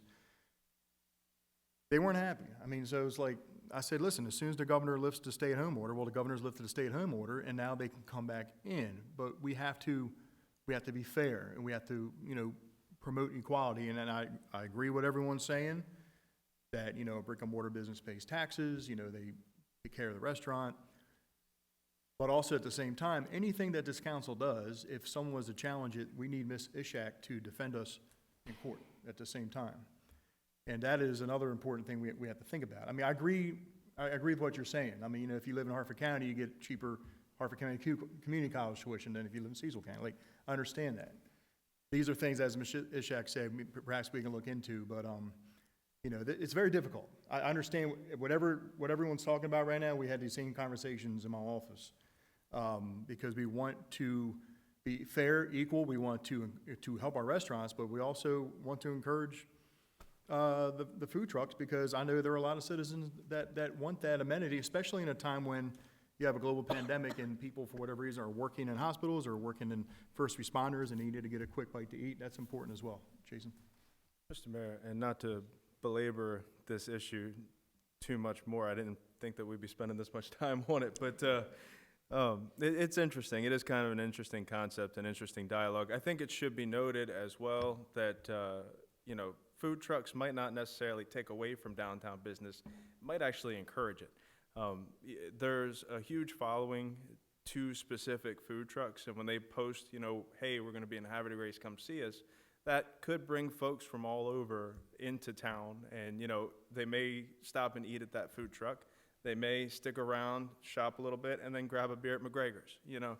So it's, the economic impact should not be entirely wrapped around just the purchasing of food from a single food truck, as if they're in direct competition to our brick and mortar businesses. I think you're 100% right. I think the more attracts more. The more And you the key have, the more thing you is, this resolution is nothing more than an interim measure, and as of today, because the restaurants aren't open, the restaurants aren't being charged for their food trucks. You know, they're getting a pass right now because the restaurants aren't open in their brick and mortar. So it just means that we just got to move forward with the official ordinance down the road to figure out what's going to happen after the restaurant's open. Okay, thank you, Council President. I have a motion by the Council President, second by Councilman Robertson. Motion to adopt Resolution 2020-14. Council, I'm going to call the roll. Councilman Robertson. Yes. Councilman Ringsacher. Yes. Council President Glenn. Yes. Councilmember Zinner. No. Councilmember Boyer. No. By roll call of 3-2 in favor, Resolution 2020-14 is adopted.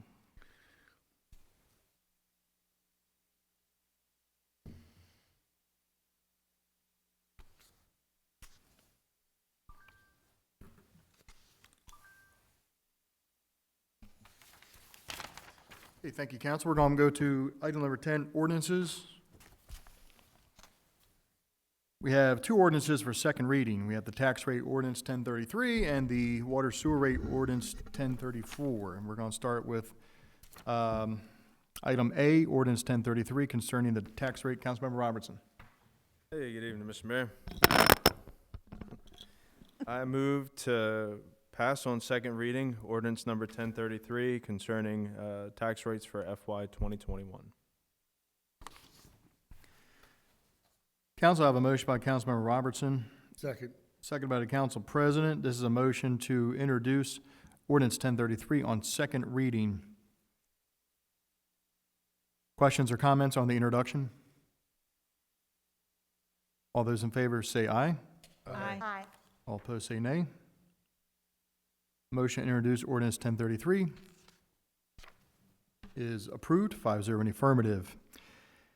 Ordinance 1033 concerning the fiscal 2021 tax rates. An ordinance by the Mayor and City Council of Havre de Grace, Maryland, pursuant to the authority provided by the annotated Code of Maryland, Tax Property Article, Title VI, and the Local Government Article of the annotated Code of Maryland, fixing the tax rate for the fiscal year July 1, 2020 to June 30th, 2021, on each $100 of assessable real property, personal property, and providing an additional special tax levied within the critical area special taxing district and setting the service charge for the semi-annual property tax payment option.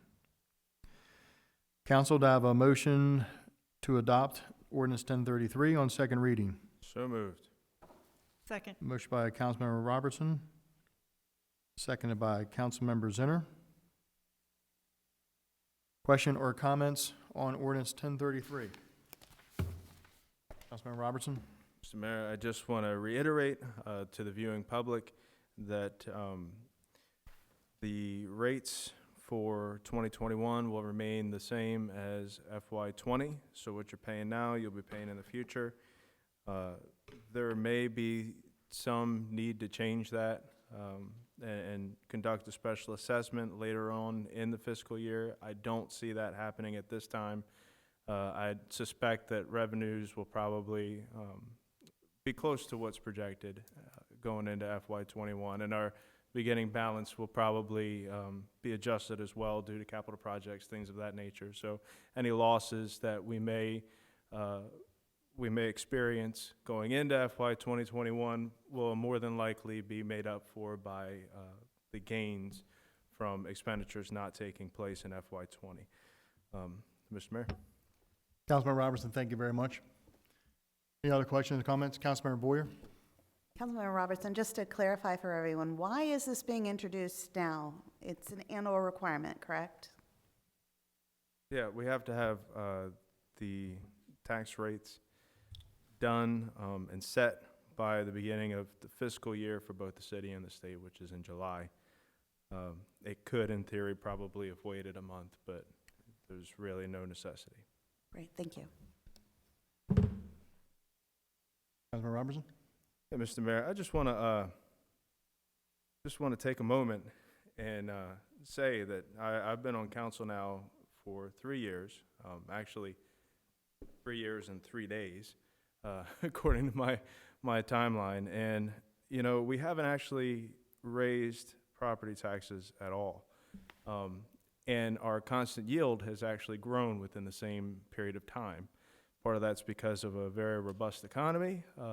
A lot of that has to do with the real estate market here in Havre Grace and how it's grown. One article that was sent out by Ed Garono and shared by the mayor from Baltimore Business Journal mentioned Havre Grace as having a 30% increase in real estate value over the last year. So I think that that's really phenomenal. And I think anytime that you have a government that can maintain its constant rate and increase its constant yield is the exact spot that you hope that a city would be in. So compliments to my fellow council members, to the city administration, to the mayor, and to all of you at home for choosing to move to Havre Grace, continuing to live in Havre Grace, and continuing to spend them hard-earned dollars in Havre Grace. So thank you.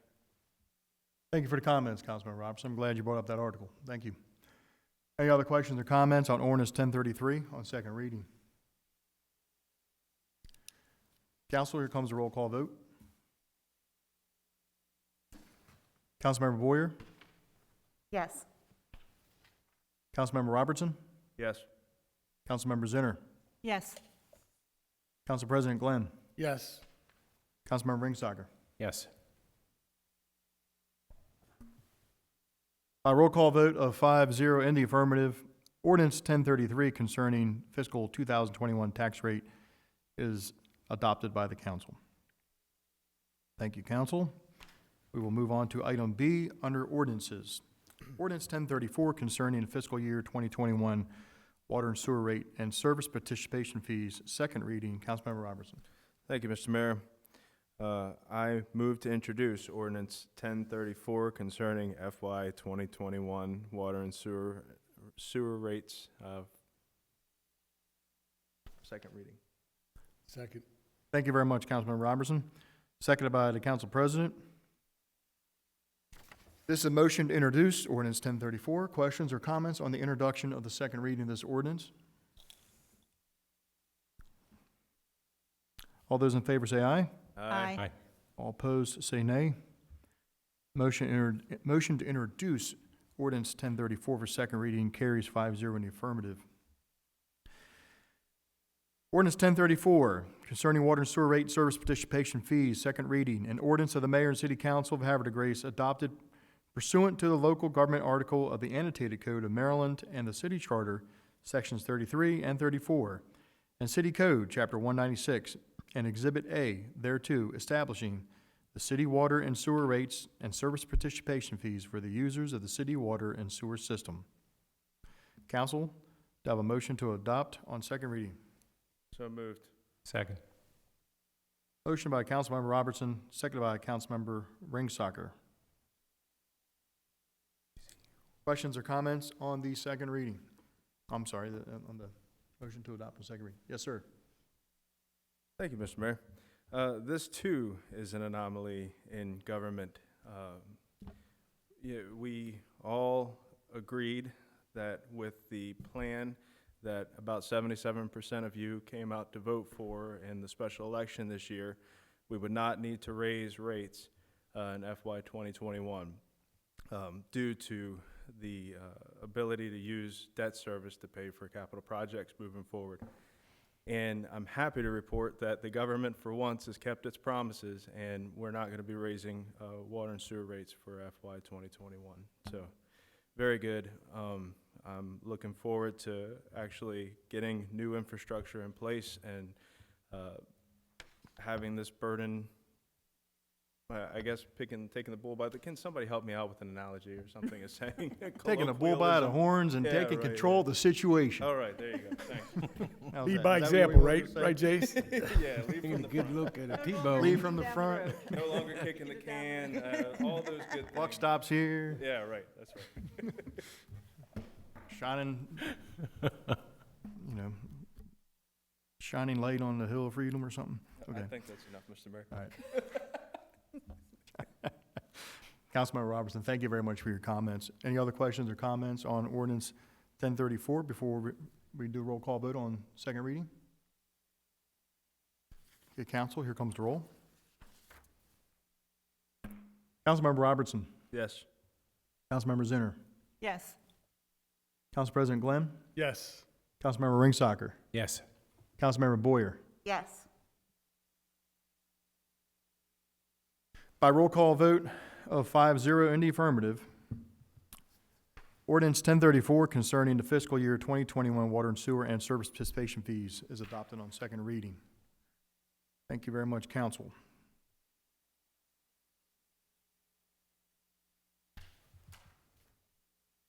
Item number 11, Council President, old business.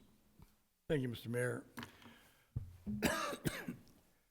Under the Open Meetings Act, General Provision Article 3-305, I make a motion to go into closed session on Monday, this date, under item number 11, at the City Council meeting at 8:05 PM at City Hall located at 711 Pennington Avenue, Havre, Maryland, 21078. If any action is to be taken by council, the council will reconvene in open session and record the vote and deliberation of council. The meeting will be closed under General Provision Article Section 3-305, B, 7, and 8. 7 being to consult with counsel to obtain legal advice. 8 being to consult with staff, consultants, and other individuals about pending or potential litigation. The reasons for closing the meeting are discussions with the city attorney concerning legal advice related to pending and potential litigation and are entitled to confidentiality under the attorney-client privilege. The city council will resume open session after consulting with counsel, and if any action is to be taken after receiving legal advice, the vote will be recorded in public. That being said, my motion is to go to closed session. Second. Council, I have a motion by the council president to move into closed session, seconded by Councilmember Robertson. All those in favor say aye. Aye. All opposed say nay. Motion to go into closed session carries 5-0 in the affirmative. We will re-adjourn this meeting when the closed session is concluded. The time is now 8:05.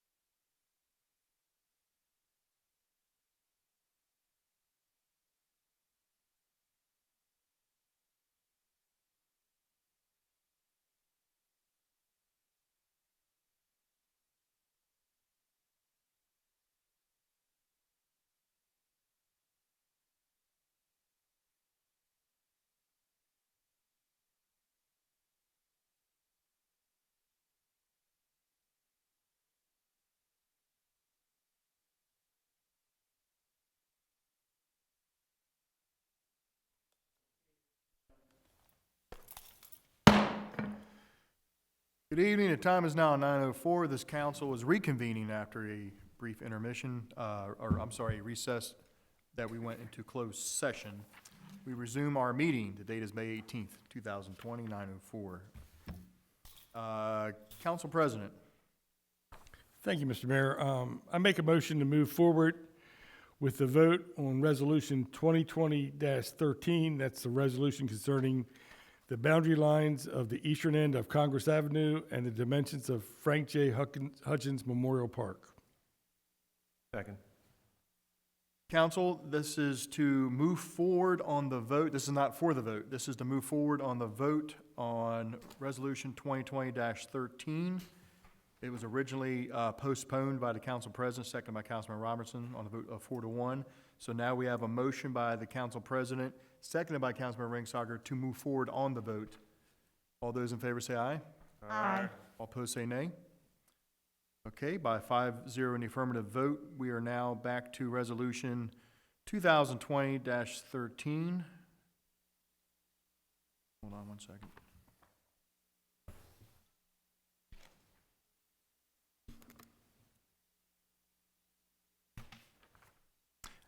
Okay, we're back under the question. We had a motion to adopt Resolution 2020-13 by the council president, seconded by Councilmember Ringsager. This is a motion to adopt Resolution 2020-13. Questions or comments? Council President. Thank you, Mr. Mayor. We went into closed session because I wanted to consider the resolution and go into get advice from council regarding this resolution. Again, this resolution is in regards to the survey that ratifies and confirms the respective city boundaries along the end of Congress Avenue and Hutchins Park. Ever since I can recall, there's always been some questions as far as what the specific boundaries were. This is an art and entertainment district. It's a park, and I think it's incumbent upon us to make sure that we confirm and ratify what the real boundaries are. With that being said, we entered advice of council. I think, if I'm not mistaken, this council has an obligation to do such according to city guidelines. Is that correct? The city is authorized to take action with respect to its public ways under the city charter and to recognize with what the comprehensive plan has recognized since as early as 2004 and what our prior grant applications have shown prior to that. Right. Now, with that being said, and based upon the advice from council, two respective independent survey organizations have done surveys, and they came up with the same result, identical results. And they were both independent sources. And I feel now it's incumbent upon us, since we've got two surveys, two independent sources that say the same thing, to kind of put this matter to bed and say, these are the specific guidelines for the respective area, respective Hutchins Park. And again, especially since it's an art and entertainment district, since it's a festival park, we have an obligation to the residents of this community to confirm and ratify those respective boundary lines. So with that, I propose we move forward with a vote. Thank you very much, Council President. Any other further questions or comments? Councilmember Zinner. Thank you. I agree with Council President as well, and I think it is incumbent on us because it appears from just what's noted in the resolution that this has been kicking around basically for a number of years. And without that independent survey, of which we've now had two, and they comply exactly, I think that gives us the appropriate information that we need to find those to go along with the boundaries that have been defined by these two independent sources. Hutchins Park is an economic engine for the city. It's part of our comprehensive plan. We know that the citizens appreciate what we've been able to do in terms of the farmers market, in terms of the entertainment we've been able to bring to Hutchins Park. And I think it's incumbent on us to accept those boundaries as a legitimate source and to make the appropriate action. So I agree and support this resolution as well. Thank you very much for your comments, Councilmember Zinner. Councilmember Robertson. Thank you, Mr. Mayor. Yeah, I'd just like to reiterate what Council President was discussing.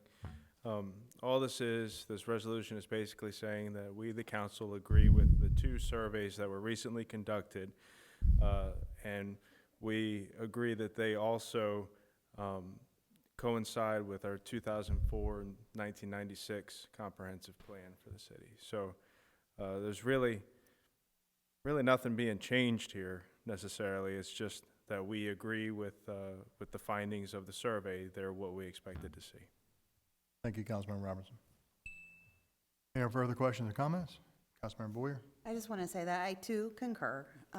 Everything is, everybody has said, the comprehensive plan, that it's the art and entertainment district, and, you know, also focusing on the economic amenity for our city. It's located in a way that it supports our downtown businesses, and we've seen time and time again, whether it be Oktoberfest, 4th of July, doesn't matter what the event is, even our farmers market, you see that people come down to the park, they congregate there, and then they go and they use our restaurants or go to the other shopping in town. It's definitely an amenity that we need to enhance and keep, and defining what the boundaries are based off of the two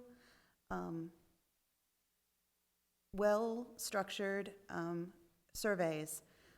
It just makes complete sense to put into our legislative intent that this is a park for our arts and entertainment district. It's an asset for everybody within the city, and it's something that we've all become to rely on and to further enhance as we move forward. Thank you. Thank you, Councilmember Boyer. Councilmember Ringstocker. Mr. Mayor, Council, I won't add any fluff to this other than to say we need to have this codified and establish what we know are our boundaries. We have known data that's agreed upon, and we have two separate independent surveyors agree that these are the boundary lines, and what we're passing the resolution on tonight is to recognize that those surveys are what we also recognize. Thank you, Councilmember Ringstocker. Council President. One final note is, it not only truly benefits the city and allowing us to define what the boundary lines are for Hutchins Park, but it also benefits the respective landowners in that area too. So they know what's truly their property line versus the city. So there is no confusion, there's no guesswork. They know what their respective areas are, and we know what our respective areas are. And with that being said, we move forward. You know, so I think it really is a win-win for all concerned and benefits everybody. Thank you, Council President. Mayor, if I might add, the resolution and the boundaries survey that was attached does not affect the current use of the park and the current access issues. Everything will remain the same. This is just a confirming vote of what the city has viewed as was stated before as what Hutchins Park is. So that's not going to change access or anything like that. Understood. Thank you, Ms. Sishak. Without any further questions or comments, I will call the roll on Resolution 2020-13. Councilmember Ringstocker. Yes. Councilmember Robertson. Yes. Councilmember Boyer. Yes. Councilmember Zinner. Yes. Council President Glenn. Yes. By roll call vote of 5-0 in the affirmative, Council Resolution 2020-13 concerning boundary lines at the eastern end of Congress Avenue and dimensions of Frank J. Hutchin Memorial Park is adopted by this council.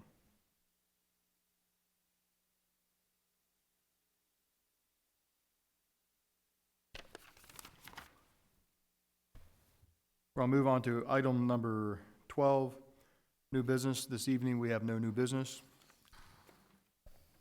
Item 13, Director's Report. We're going to start off with Mr. Patrick Seipolt, Director of Administration. Good evening, Mr. Seipolt. Good evening, Mayor. Good evening, Council, and good evening, citizens.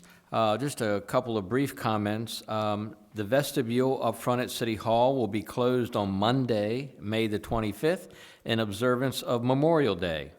The vestibule will be reopened at 8 a.m., and City Hall will be functioning as close to normal as we have been. The farmers market had another great Saturday, with many of the merchants realizing very high sales volumes.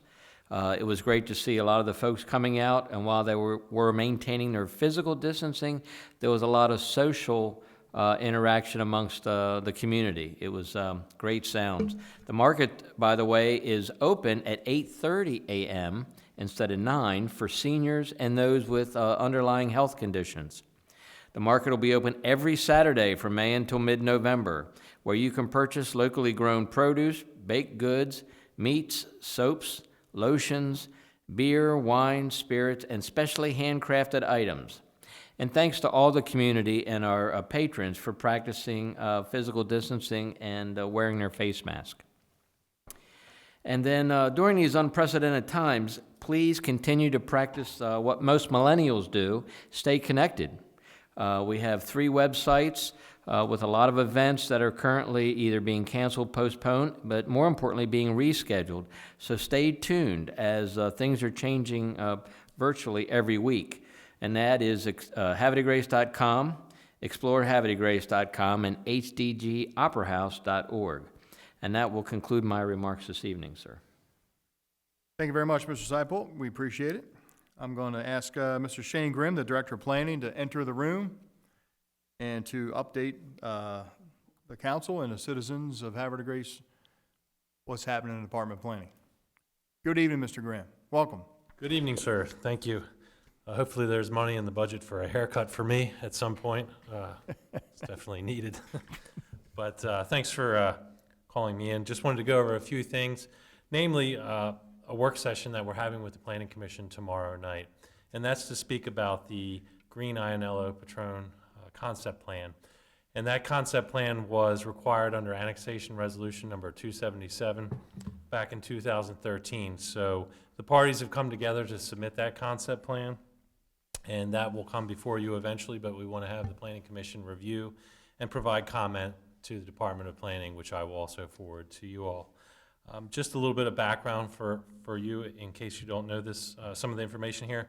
Again, the properties were annexed in late 2013, and the annexation resolution had several conditions in it, some of which were the submission of the single concept plan, the extension of Scenic Manor Drive, dedication of a 5-acre park, open space requirements, and the extension of Lower Susquehanna Heritage Greenway Trail through the properties. And there were some other conditions as well.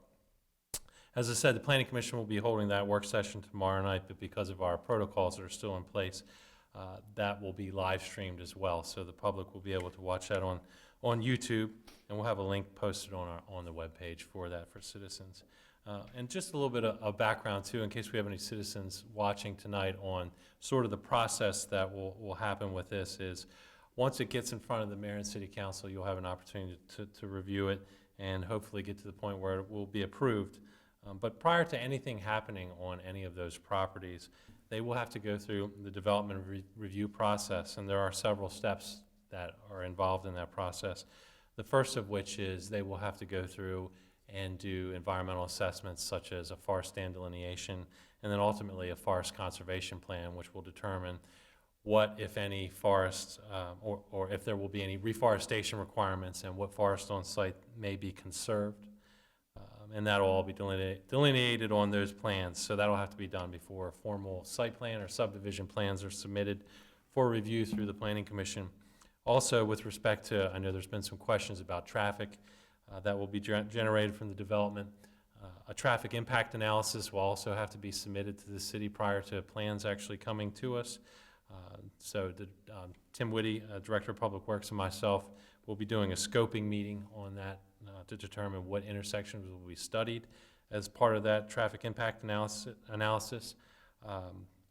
Also, just for the public's consumption, the proposed development is at its very earliest stages right now. I mean, it's really at the very beginning, before it even gets to go through a formal planning commission review. That'll happen with the site plan and subdivision plan submissions. I've reached out to the community because they contacted me last year about some rumors about a potential development. So I've been in contact with them for quite some time, and more so recently with the actual plan submission. So I've talked to a number of them. I've given out my phone number, email, to make sure that the community understands what the project is and the process. And I've been responding to those individuals either by phone or email to keep them informed. Also to try to, if any rumors come up, I want to squelch any rumors that may be out there. And as I said, people can contact me, so they can contact me directly here at City Hall at 410-939-1800 or by email at shaneg@havredegracemd.com.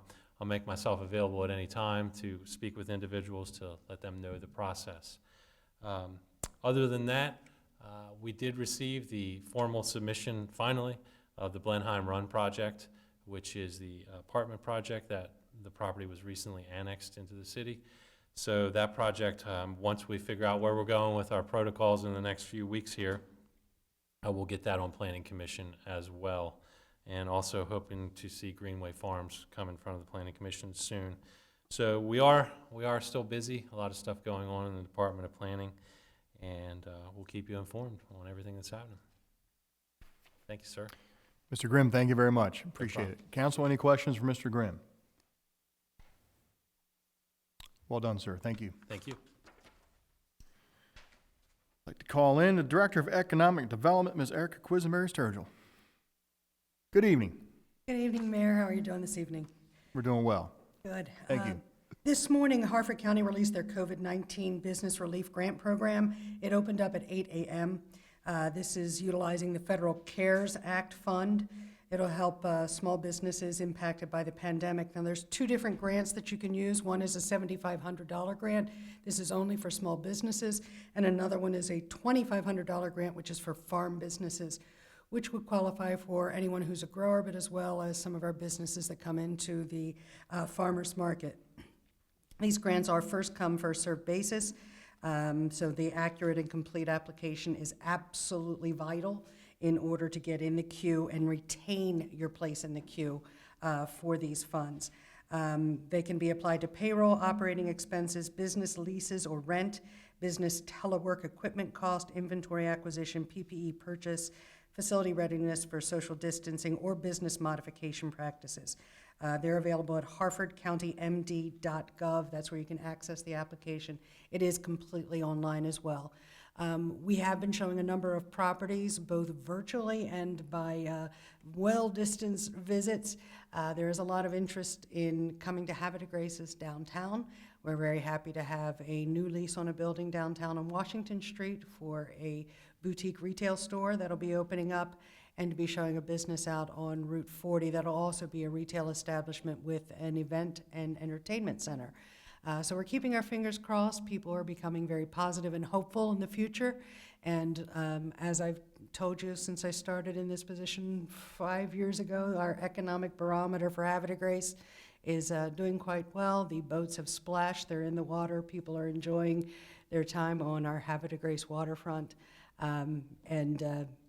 I've received just this evening about 14 emails and text about the banners going up, and it made Baltimore news yet again to say what a great place Havre de Grace is with those banners and everything that's going on. So congratulations back for all that you're doing as well, and to our citizens. Thank you, sir. Thank you so much for the report. We appreciate it. Thank you. One question. Oh, I'm sorry. Councilman Robertson. April, do you know if EDAB is meeting? April? That would be Erica. Sorry. My birthday's in April, but we'll let that pass. I'm sorry. EDAB is not meeting at this point. We have discussed whether or not we could meet virtually or not, and so far that hasn't been determined. Roger. Thank you. Certainly. Thank you very much. Erica, thank you. Thanks, April. I'd like to call forward Mr. George DeHorty, the Director of Finance, and all things green. Late for me. Thank you, Mr. Mayor, Welcome. council. First, thank you for passing the rate ordinances that you did tonight. We have a lot of work to communicate that to the county and the state, and this will allow us to move forward. Secondly, the financial report of the current condition of the city. The general fund stands at about $625,000, which is still about $430,000 ahead of where we thought we'd be at this point. And it's really been unchanged. The property taxes are about $185 ahead of what we expected, and we started the year with $285,000 more dollars than we budgeted for when we did this a year ago. The water and sewer fund, the deficit has shrunk to $850,000, which is about $1 million decrease for the year, but it's actually about a $300,000 improvement from my report from 2 weeks ago. The operating profit stands still at $2.5 million, and we've added $2.2 million in capital reserves, much as I reported the last time, and our spending has grown to $5.7 in capital projects as we continue with the water treatment plant and going forward. The Marina Fund balance is at $850,000, which is about a $200,000 increase for the year, and pretty consistent with what I reported 2 weeks ago. About $160,000 of this can be attributed to just the normal operation of the facility, and about $40,000 can be attributed to profits made on gas sales. And that's the condition of the three major funds as we speak tonight. Is there any questions anybody has or anything that I can speak to? Council President. Earlier this evening, we had our budget work session, and I just want to go public again for those that didn't get a chance to watch the streamline, to thank not only George, but the entire city staff for all your concerted efforts. I know the council's had you guys on speed dial and asking one question after another, and you guys have been nothing but responsive to our questions and concerns, and for that, I just want to say thank you very much. Well, you're quite welcome. We serve the same constituency, and it's there for them. But thank you. Any other questions for Mr. DeHorty? God bless you, sir. And you, sir. Thank you very much, Mr. Horty.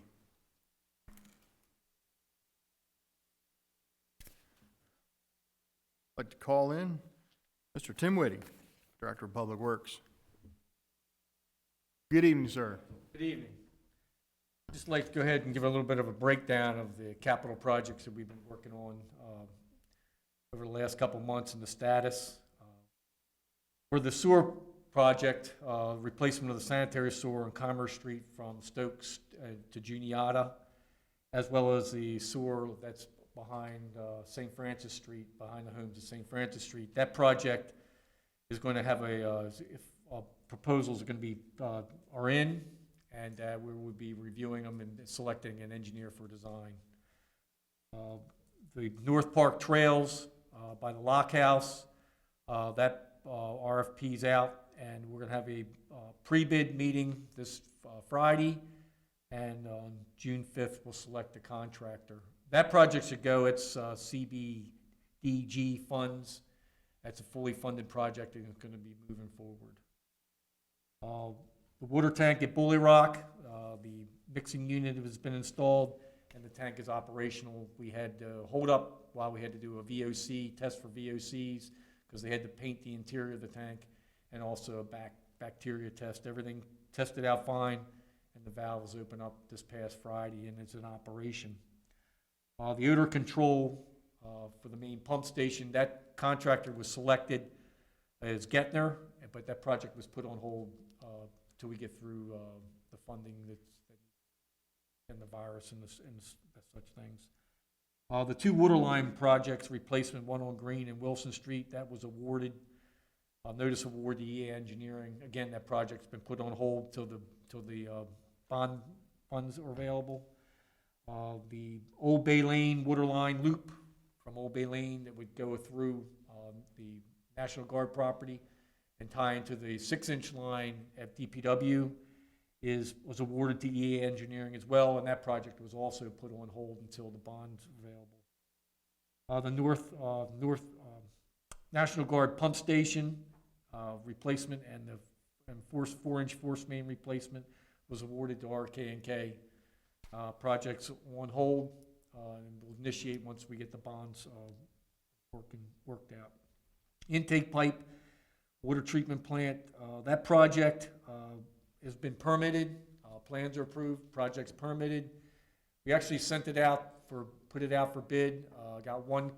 We had started with 3 contractors, only one contractor put his bid out, turned in a bid, and it was so overpriced, we have to wait.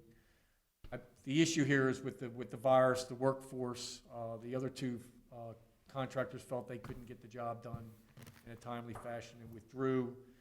We're just basically gonna sit back a little bit, let things work out, and then rebid the project.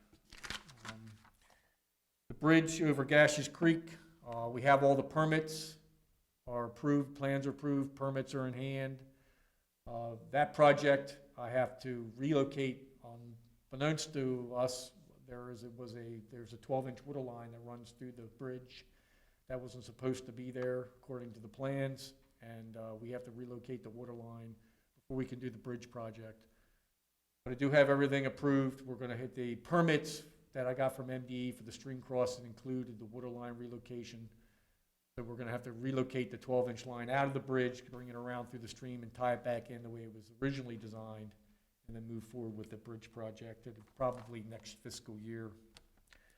The Water Street boat ramp, plans have been engineered, and Stephanie's applied for 3 grants for that project. Construction of the boat ramp, parking lot, and the sidewalks, the scenic sidewalks that are going to be part of that project. That's 3 separate grants, and they've all been applied for, and we're waiting on the results of that sometime in July. Solid handling facilities and engineering. I just received the 10% plans, commented on them. They're back with the engineers. We're going to put that project on hold as well till we get the bond money allocated. I just wanted to get like the preliminary engineering done and made comments on that. We're gonna, like I said, we're gonna put that on hold till George gets the bond money. Aberdeen water line is in engineering. We're moving to 60% design, at which time we'll evaluate and see where we are with the bond money to keep moving with that project. I need to get that project moving. To get down to Blenheim, the development of Blenheim that was just recently annexed into the city, to take full advantage of the connection charges that would be available for that project. And finally, the Living Shoreline project, Stephanie has applied for the grants for that. So she's applied for the grants for construction. We have $500,000 that the county's graciously provided us also to work towards the construction. We are, in fact, working with the property owners, so there's a couple private properties that we're working with, Tidewater Grill, MTBR property, which is adjacent to us, and the VFW. VFW's agreed to be on board with us, and we're going to work with them to put this shoreline and help them with their bulkhead. And then I've been in contact with MTBR. They're fully on board. We got to work out some paperwork for that as far as maintenance, access to the property and such. They just want to make sure that what we do isn't going to interfere with the development rights, which we've pretty much made that clear, and they're on board with it. And then once we get those signatures, we'll move forward with the submittal to the engineering to the state to begin the building permit process. So a lot going on. And we're moving forward, just pushing things along. It's just been a difficult time with the situation that we're in, and hopefully we can once we get through all this, we can start seeing some results with some construction. That's all I have. Thank you. What was the name of the creek that you were saying that there's a bridge? Gashes Creek, over as you come down Oak Tree Drive, the bridge there. Remember the little narrow bridge where you? Oh, I know what you're talking about. That's, Okay. I'm widening that to actually correct an issue there. But the water line, if you look at the plans, the water line actually shows coming out. So it comes down outside, you're familiar how it comes down in the grass, and then it should go underneath the creek, back up, and then straight up towards Oak Tree Drive. I know why they did what they did, because they didn't bother getting a permit from MDE to do the stream crossing, so they just came through the bridge and back around. And we found that out we drilled through it. So we did a boring for the bridge decking, and then we hit the water line. So we found that out, so. We are widening the bridge there, you said? We are widening the bridge. It's kind of a dangerous, it's. I drive a big truck, I know. Yeah, you kind of got to watch your mirrors are going to, it's a kind of an issue there, so we're going to correct that. I have, yeah. Councilmember Ring, that's water under the bridge, right? Yeah, so, but we do have scenic manner funds that I have available for it, but not quite enough to do the bridge and unfortunately the water line relocation. We got to get that knocked out first. So I'll probably go ahead and do that this summer. I got like I say, I have the MD permits for the stream crossing. We'll just go ahead. And they didn't have it in the plans. None of our documentation said that there was a water line there. No, ma'am. Wow. Surprise. What to say. It's just how it worked out. There's some, not to blame, they kind of did some work there when nobody, from what I heard, they kind of did some weekend work when nobody was available. That's a polite way to put that. What's that? That's a polite way to put that. Okay, that's how. Before this administration. Yes, it's very much before this administration. Any other questions for Mr. Woody? Sir, thank you so much. All right, thank you. Thank you. Y'all have a good night. I'd like to call in Chief Teresa Walter, Chief of the Havre Police Department. Mayor, Council, thank you again for the proclamation. We really do appreciate that. Absolutely. Thank you, Chief. Something I want to talk about is I'm sure all of you have seen an excessive number of people driving recklessly on the roadways. I know I've gone up and down 95, and a couple times cars have passed me, and I think they've sucked the doors right off of my car. One of the things that I want to just remind everybody of, or more or less just give them a friendly reminder, is that our police department is still enforcing the traffic laws. So please pay attention. Unfortunately, we have drivers that still think it's okay to drive however they want to drive during the pandemic, but that is not true. Our biggest fear is that because of their reckless driving, they are going to cause an accident, and we can't have that. We don't want to add to the problems that we already have now with the whole COVID-19. So again, I just want to remind everybody to slow down. Please pay attention to the traffic laws. We are issuing tickets, and we just want everybody to be safe. So that's it. Just want to ask if you could, I've been noticing more and more people going the wrong way on Washington. Really? Okay. Yeah. And I think it's people who don't know the area, Yeah. clearly going the wrong way. They're not just doing it down at the hospital. They're doing it further towards the park. So what could be done if people can try to keep an eye on Yeah, we'll that? try to keep an eye on it. I know. It's coming from all directions. It's coming from going up Lafayette and down Lafayette. I mean, I'm at that intersection, but I see them driving a lot Yeah. in the wrong direction. We'll go ahead and concentrate on that area. I know at one point we had talked about, especially around the hospital, putting, one-way signs again, but that hasn't always worked out. But nonetheless, we'll keep an eye on it. Okay. Very good. That's it. Thank you so much, Chief. Thank you. Appreciate it. Every day. 2 to 3 cars. Seen him before. Okay. I'll move on to item 14, business from the mayor's office. Again, I wish to start off by commending my fellow citizens in Havre de Grace for the exemplary behavior we have all this exhibited during the last few months for this global pandemic that we are now under. The numbers in the 21078 zip code as of today, May 18th, read on the Maryland State website as 25 cases. Now, 21078 is the city of Havre de Grace, but it's also the greater part of the city of Havre de Grace. It's, Earlton Road, Robin Hood Road, stuff like that. We are a city of over 14,000 people. I think 25 cases in over 2 months is commendable for a city. So whatever we're doing, keep doing it. When I go around the city and walk the sidewalks downtown, the parks, or drive around, I see people practicing social distancing. I see people out having activities, which is good. Activities a great way to fight, any kind of disease, sunshine, vitamin D, fresh air, and the activities are good. Maybe 2 people playing on a pickleball court, maybe 3 people having a picnic at a table. So everyone seems to be following the guidelines set forth by the governor. With that said, I would like to remind people of a couple things. In Havre de Grace, I mentioned this before, I just want to say it again, we took a very pragmatic approach to closing things down. Back in March, when things just seemed to, close, I believe it was in the, what we all thought was the best interest to mitigate the spread of this virus. In Havre de Grace, we took things one at a time.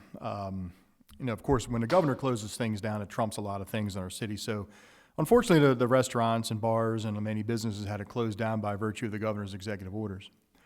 But the things that are exclusively to city property, such as our parks, our promenade, our playgrounds, pickleball court, we looked at each individually. The tennis courts and basketball courts belong to the public schools. A lot of people called City Hall saying, "Why are the basketball courts open?" I'm like, well, we had to work with the public schools on those. They eventually closed down. But, we kept the parks open because we believed it was good for people to get fresh air. We kept the promenade open to one direction. But we closed the playground. We closed the playground because ultimately it would be difficult to police the number of people that could potentially be using a playground on a beautiful sunny day. And so I want to let you know, even with the governor's lifting of the stay-at-home order, our parks are open. Our promenade's open, one direction. The pickleball court's open, but the playgrounds are closed. What kid doesn't have a runny nose? I mean, it's difficult for kids to monitor touching equipment and touching their face. It would be a logistical impossibility for the city to sanitize playground equipment. I'm a member of it. Well, I belong on the email chain of all 100 and some mayors of the state of Maryland, and they all kind of agree playgrounds are very difficult to monitor. So I just want to let citizens know, and I want all the kids know out there that are listening to me right now, that the playgrounds are going to be closed just a little bit longer, okay? Hopefully not a whole lot longer. We are watching daily the numbers in the state of Maryland with new cases and hospitalizations. But I also want you to know that this administration makes its decisions based on science and data, not just political decisions. So, we will take everything one at a time, and what we believe is going to be the best interest of the public. So, pretty much if you're driving around the city of Havre de Grace the last 2 weekends, you'll see people walking around, getting chocolate at Bon Boys, getting a milkshake at Promenade Grill, window shopping down on Washington Street, St. John Street, putting out picnic tables on Concord Point Park, throwing a Frisbee around at Tidings. I've seen it all. That is exactly what we want people to do. We want people to get fresh air, exercise, and sun. So I just wanted to remind everybody, yes, the playgrounds are still closed temporarily. We will reevaluate as time goes by. But the good news is, boys and girls listening to this council meeting, which is, I'm sure is 100 of you. But anyway, the good news is, parents, tell your kids this, is that the city did buy some new playground equipment. And we should be getting the new playground equipment in sometime in the middle or late June to replace some, it's going to be down at the nice playground at Tidings Park. And there's some old faded red playground equipment. You know what I'm talking about. Some playground equipment is going to be replaced, and we're going to put a really cool featured piece of equipment there that kids are going to love. So when we do open a playground, it's going to be fantastic. Trust me. We love playgrounds. Just got to keep them safe. Another cool thing that is happening all around the city of Havre de Grace starting today, the Havre de Grace High School graduating seniors are having their banners being hung on city light poles. This is a project that was spearheaded by a lady named Mal Baker, who's a Havre de Grace resident. And she threw up a GoFundMe site over a month ago and raised over $10,000 in less than 5 days. And all that money came from a lot of Havre de Grace citizens. $100 donation, $10 donation, but hundreds of people donated because the community wanted to see our graduating seniors be recognized in some sort of fashion. And so Mal Baker put a GoFundMe site up. They raised over $10,000 in 5 days, and then she went to our local printer, Paula Casagrande from Big House Signs, and they worked very closely together, getting all these photos from the families and putting these photos on these banners. And the city is allocating the light poles, the equipment, and obviously the manpower to hang these up. I think we hung up 50 today, and we're going to hang up some more throughout the course of the week. So hopefully by the end of the week, you should be able to come downtown City Havre de Grace and proudly recognize all the awesome seniors we have in the graduating class. And I want to thank council as well for approving a resolution of support to use the city equipment as well. So that's awesome news. One other cool thing is, well, if you're watching this live, this will be good. If you're watching it tomorrow, you missed it. But Christiana Hospital will be in Perryville tomorrow, Tuesday, the 19th, from 8:30 in the morning till 11:30 in the morning. They'll be at Perryville High School, giving free COVID-19 testing. If you feel like you have any COVID symptoms at all, go to Perryville High School between 8:30 in the morning and 11:30 in the morning, and you do not need a doctor's prescription to get a test. It's a free test. Walk in and say you don't feel good, you think you might have a virus, and they will test you. So I want to thank Christiana Care for partnering with their friends across the river in Hartford County. It's very nice. I want to recognize that. And just one other thing. Many of you probably know, read in the paper or saw on social media that the 4th of July has been canceled. Or let me rephrase that. The parade has been canceled. And so just want folks to know it was a tough decision made by the Independence Day Commission. One of those members, the parade chair, happens to be my wife, Taryn Martin. I can tell you it was an agonizing decision because the parade brings so much joy to a lot of people on the commission to do that every year. But please understand, it wasn't just because everybody was on shutdown fever and was like, trying to outdo each other who can shut down and cancel most events. It really has to do with the logistics of pulling off an event that size. You have bands, you have marching bands that hadn't even practiced in months. Nobody even knows if you'll be able to put 30 kids on a school bus to go to a parade. So, I mean, there's so many logistical things you got to think of, and the biggest one probably is just the spacing of people along Union Avenue. And there's probably 10,000 people that show up for these parades. So, in talks, I know the commission members were in talks with all the, from Dundalk, from Bel Air, other places around the area. And it was a decision that was based mostly on logistics, being able to pull off such an event. But you know what? They're coming back next year better and stronger than ever. 4th of July 2021 is going to be awesome with a great parade. And one other thing, a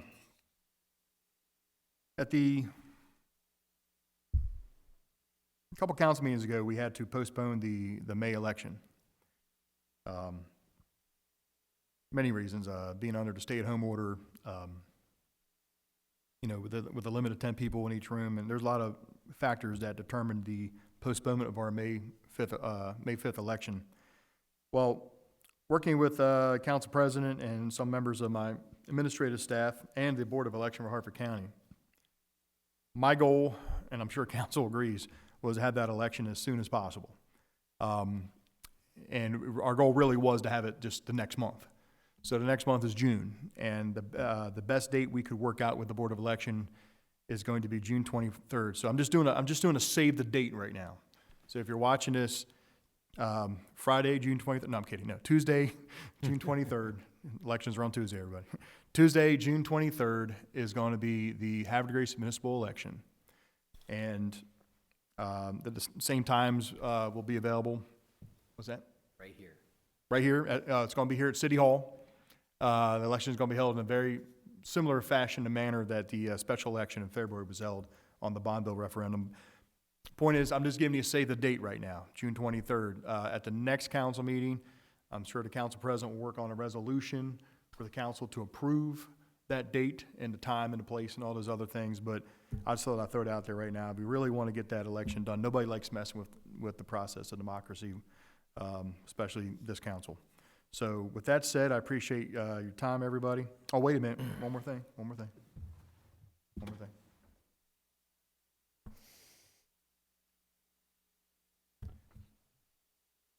Everything we do here has a lot to do with quality of life. I hear council members talk about all the time about, ways to improve living in Havre de Grace and raising a family here in Havre de Grace, and a lot of that has to do with city services, public safety, just all around things to do for a family and the school systems that we live in. And a good friend of mine, who's a realtor, sent me an article from the May 12th Baltimore Business Journal. It was an article written by Melody Simmons, and it was titled "April Listings Hit 10-Year Low," and it was basically saying because of the COVID-19 response or COVID-19 pandemic, obviously real estate in the state of Maryland has tanked, and much of it has tanked more than 33% statewide. So nothing selling, a lot of unemployment. Prices are dropping. But the reason I bring that up is at the very end of the article, my friend, the real estate agent, sent me this, and he highlighted the end of the article that said, pretty much the entire state of Maryland has tanked in real estate, with the exception of the small town of Havre de Grace in Harford County, which posted, quote, a best in a decade median sale price, unquote. The report said with an average $322,500 or a 30% increase over March listing prices. The entire state tanked and Havre de Grace increased 30%. And I attribute that to the citizens that live here, the people, period. Whether you're talking about, what a great school system we have and how caring we are about the kids who go from K through 12, and how the community at large cares about the citizens or the graduating seniors, and everybody chips in and buys them banners. Whether it's pick up the phone and you need a fire, ambulance, or police, and you get a response within 2 minutes or less. Walking down streets that are clean, parks that are clean and well-maintained. And I call, you call somebody who's lived there all their life, and someone who moved here last week, you call them a Havre de Grace citizen. And in Havre de Grace, that's how we treat each other. It doesn't matter how long you've been here. Once you move here, you're here for life. People tell me all the time, I came here from Pennsylvania, I came here from Anne Arundel County, I came here from New Jersey, I'm never going to leave. I heard that twice today, actually. I'm never going to leave. So I commend my citizens in every way I can and say thank you for being an example of what a well-rounded, amazing, terrific American community can be. Thank you very much. And with that, I'm going to move over to Councilmember Ringsacher. Mr. Mayor, Council, I really wish we could have gotten the 4th of July festivities off because I love a parade. It's good to see everybody out and about, finally out of their houses downtown at the farmer's market. Because much like government, sunshine is the best disinfectant. One thing I've noticed is when everybody's locked up, Chief is 100% right, they forgot how to drive. Because I probably got pulled out on or almost run over 4 or 5 times today just driving around town doing my business. So please be careful out there on the road. And I didn't have the problem with people going the wrong way on Washington Street. I had people stopping at every single intersection. And it's tough to get around them when they do that. And I become frustrated when I've got to be here. So, I'm sure that'll resolve itself. As for the previous discussion about the food trucks, I will tell you that McGregor's on Taco Tuesday definitely made some money because it was like a 45-minute wait for their taco special. And they're doing great business down there, trying to do as much business as I can downtown with people. So it's good to be out there. I like the idea of having the food trucks in our Hutchins Park, providing opportunities. We have a responsibility to our taxpayers and to our constituents to maintain our public assets. And that's one reason why we pushed for the survey, to make sure we knew exactly where our boundaries were. So I do commend the council for voting on that. See anything else on here? And with that, Mr. Mayor, pertaining to the closed session discussion, I'd like to make a motion to permit the city attorney to submit a second amended counterclaim in the pencil litigation. Second. Okay, hold on one second. Councilman Ringsacher.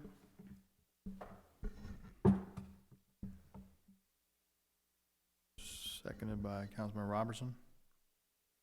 Can you repeat, I'm sorry, can you repeat your motion one more time into the microphone, please? Yes, sir. I make a motion to permit the city attorney to submit a second amended counterclaim in the pencil litigation. Council, I have a motion by Councilman Ringsacher. Do I have a second? Second. Seconded by Councilman, okay, you already did. Sorry about that. Questions or comments? Councilman Robertson? Well, actually, Ms. Ishak, would you mind just discussing for the viewing public a little bit about this motion? Okay, the litigation began in 2017, March of 2017, brought by the adjoining landowners to Hutchin Park. Involves 4 different counts, 2 of which actually involve agreements that were entered into by a prior administration. Those agreements relate back, unfortunately, to a settlement of a prior lawsuit that started in 1995, also relating to the boundary of Hutchins Park and certain riparian rights to the property north of Hutchins Park. Because the settlement, there were questions about the nature of which those agreements were entered that we discovered while we were doing discovery in this case, the 2017 case. We became concerned that there was not valid council approval at that time under the way our charter and laws were written. So having looked at those issues, we wanted to clarify some of our counts in the amended counterclaim, and since we were looking at undoing, potentially undoing, if the court were to view the position from our perspective, a legislative act of a prior council, I wanted to bring it to the attention of this legislative body for consideration, which is one of the things we discussed back in closed session. So I don't want to get into the details of all that advice, but just to give the context of the lawsuit, this is basically Hutchins Park Round 2, and now we're going back 17 to 20 years of prior settlement agreements from a prior litigation. So really what we would like to see is to get this resolved once and for all through the current litigation, and by bringing these claims, we're hoping to do that. Thank you. Thank you, Ms. Ishak. Any further questions or comments? Council President? I got to say that I've been on council for about 8 years, and some of the challenges that we are faced with on a week-to-week basis tend to really open your eyes. And we are truly, truly blessed that, you know, we have a city attorney that really takes the time and effort to make us informed, to give us all the facts, no matter what the issue is. I've told people all the time that, you know, a lot of the issues that we face may have happened in previous administrations, or a lot of the traffic issues that we are faced with are on roads that don't belong to us, you know, and it's just the fact that you take time out from your busy schedule to keep us informed, allow us to truly make what I feel is a much better informed decision. Sitting on this dais, I mean, I think everybody up here agrees that it's important for us to get it right, to do the right thing for all the right reasons, and, you know, again, I just want to take this opportunity to thank you for your service. It's greatly appreciated. Thank you, Council President. I second that. I third it. Thank you, Council President. Any other questions or comments on Councilman Ringsacher's motion? Seconded by Councilman Robertson. All those in favor say aye. Aye. All opposed say nay. Councilman Ringsacher's motion is approved 5-0 in the affirmative. Thank you very much, sir. May you continue with your comments. That was it, sir. Thank you. Thank you. Councilmember Boyer, good evening. Thank you. Thank you, Councilman Ringsacher, for that wonderful resolution. I think it's very important for us to protect the assets of our community to the greatest extent. And when something is not done correctly, we need to make sure that it's corrected for the benefit of our citizens as a whole. So this week I received a good deal of email from the residents of Scenic Manor, as we heard before by Shane. I want to just say that I do share their concerns in regards to protecting the forest retention area, and I want to highly encourage them, if anybody's watching live tonight, to participate in the Planning Commission meeting tomorrow night at 6:30, as Shane had noted before. I want to give a hearty and loving congratulations to the class of 2020, both our high school and college seniors. It's been nothing short of a memorable year for you. And while we all celebrate with you in a socially distant way, please remember that each of you are as close to our hearts. And again, congratulations, and don't forget and never lose your warrior spirit, because it's going to get you to a lot of great places in life. And I want to say thank you, Bill, for bringing up the issue of quality life, and Jason bringing up the positive news in the beginning about our real estate here in Havre de Grace. I'd like us to start as a group looking at a significant issue that has been easily overlooked, and that's the issue of communications technology within our city. Just as our roads and our pipes are growing old, so too are our cable lines, and even our wireless conductivity issues depend on where you're standing in town. It could be one bar, and another street over, you could have 4 bars. It's definitely dispersed, and again, it depends on where you're standing around in town. I'd like to see us as a city progress and become more connected, and hopefully that'll make it so not only we can attract more of our residents who want to have or live in a location where they can have all of their technology connected, but also a lot of the technology-dependent businesses that are interested in coming into our downtown area, but the problem is they can't run all of their machines, et cetera, because they just don't have the conductivity necessary to be effective, slow lines, et cetera. It's something that, it's like, this is the start of an issue, it's something that we need to work for, but I think the first thing is just becoming more and more aware of it. Right now, we only have Comcast coming in to provide internet service. A lot of those lines are older lines, and we need to find out from them what they can do to make it so that we can be at the cutting edge from a technology standpoint. So a lot of the smaller businesses, the mom and pops, who are trying to get the smaller contracts out of APG can actually do it and have the conductivity to the cloud and et cetera. So with that, I say thank you. Thank you very much, Councilmember Boyer. Good evening, Councilmember Robertson. Hey, good evening. A couple quick things. Number one is to make everybody aware, we will be doing the Memorial Day services as per usual. So the American Legion will be having a small service at Angel Hill Cemetery. I believe that's at 10 o'clock, and that'll be followed by a service at 11 at Tidings Park by the War Memorial. We're asking people to wear their masks. We encourage that very much. If not for you, for the elderly person, that'll probably be near you.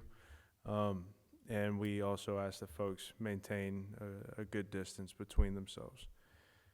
I'd also like to echo what the mayor was saying about the city of Havre de Grace folks. We've had very few cases here, and that's great. You know, I think at this point in this whole thing, a lot of folks can kind of lose sight and lose heart, and you know, are kind of itching to get things back to normal. I am too. You know, it's been tough having a little one at home and my wife and I both working at the same time. But I just want to remind folks, I mean, nearly 90,000 people have lost their lives to COVID. You can argue about the numbers, but this is what the president says, this is what the federal government says, this is what Johns Hopkins says. So, you know, take that as you will. That number would likely have been a lot worse. That's with us shutting down the entire economy, shutting down schools, keeping everyone away from each other for 2 solid months. 90,000 people have still lost their lives. And, you know, I think that we have to keep in perspective how much worse that this thing could have gotten. I think all the time, you know, at first I was really upset that they closed the schools. You know, I didn't know that this would turn into what it did, and, you know, it's just a major inconvenience and a disruption in your daily life to have to go through that. But as you think about it, I mean, my kid brings home germs all the time. I get sick more often now than I ever did in my life, just because he's exposed to all the other kids' germs. As the mayor was saying, I mean, what kid doesn't have a runny nose? You know, so I think it's very important that we maintain the focus of this. We're not out of the woods yet. You know, things are starting to open back up, and that's good. I'm glad that the mom and pop shops will be able to operate again. I think that that's important. I think that we all just need to handle everything with a little bit of care. Also, one alibi, and that's the service at Angel Hill is at 09, so 9 o'clock in the morning, not 10. I think I gave the wrong time earlier. So Angel Hill at 9 o'clock Memorial Day, and Tidings Park at 11 o'clock Memorial Day. There will be no lunch following it at the Legion as per usual. So everybody stay safe, enjoy, get some fresh air, some sunshine if and when we get it back again, and God bless you. Thank you, Councilmember Robertson. Councilmember Zinner, good evening. Good evening. Thank you, Mr. Mayor, council, and citizens. As a member of the Independence Day Commission, I just want to echo what the mayor has said. It was a very difficult decision, and we did look at logistics. We did look at some of the businesses and organizations and schools that we had contracted with in the past to perform during the Independence Day Parade, and also thought about the numbers of people who come out and line Union Avenue and enjoy the parade, along with the guidelines we have been given each week by the governor, and felt that we had no choice but to make this decision. So tomorrow evening, we are going to have our Independence Day Commission meeting. We moved it up a week because of Memorial Day being next week, and that's our normal meeting day.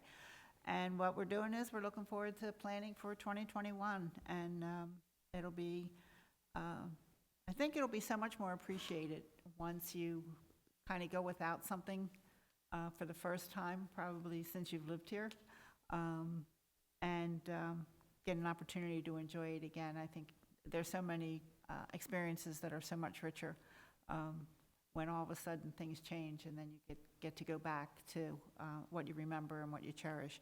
So I'm looking forward to Independence Day celebrations next year, and hopefully we will not have nearly the issues that we've had this year.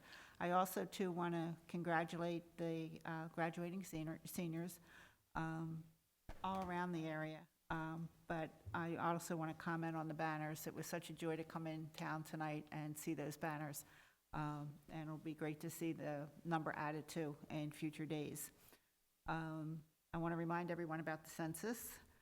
We didn't talk about that tonight, but it'll be coming to a close, I think, pretty soon. I don't know, they may have to extend that. But there were all sorts of events that were planned around the census, including door knocking to talk to people in person, but that's not happening at this point. But it is increasingly important that if you haven't completed your census, it really benefits your community.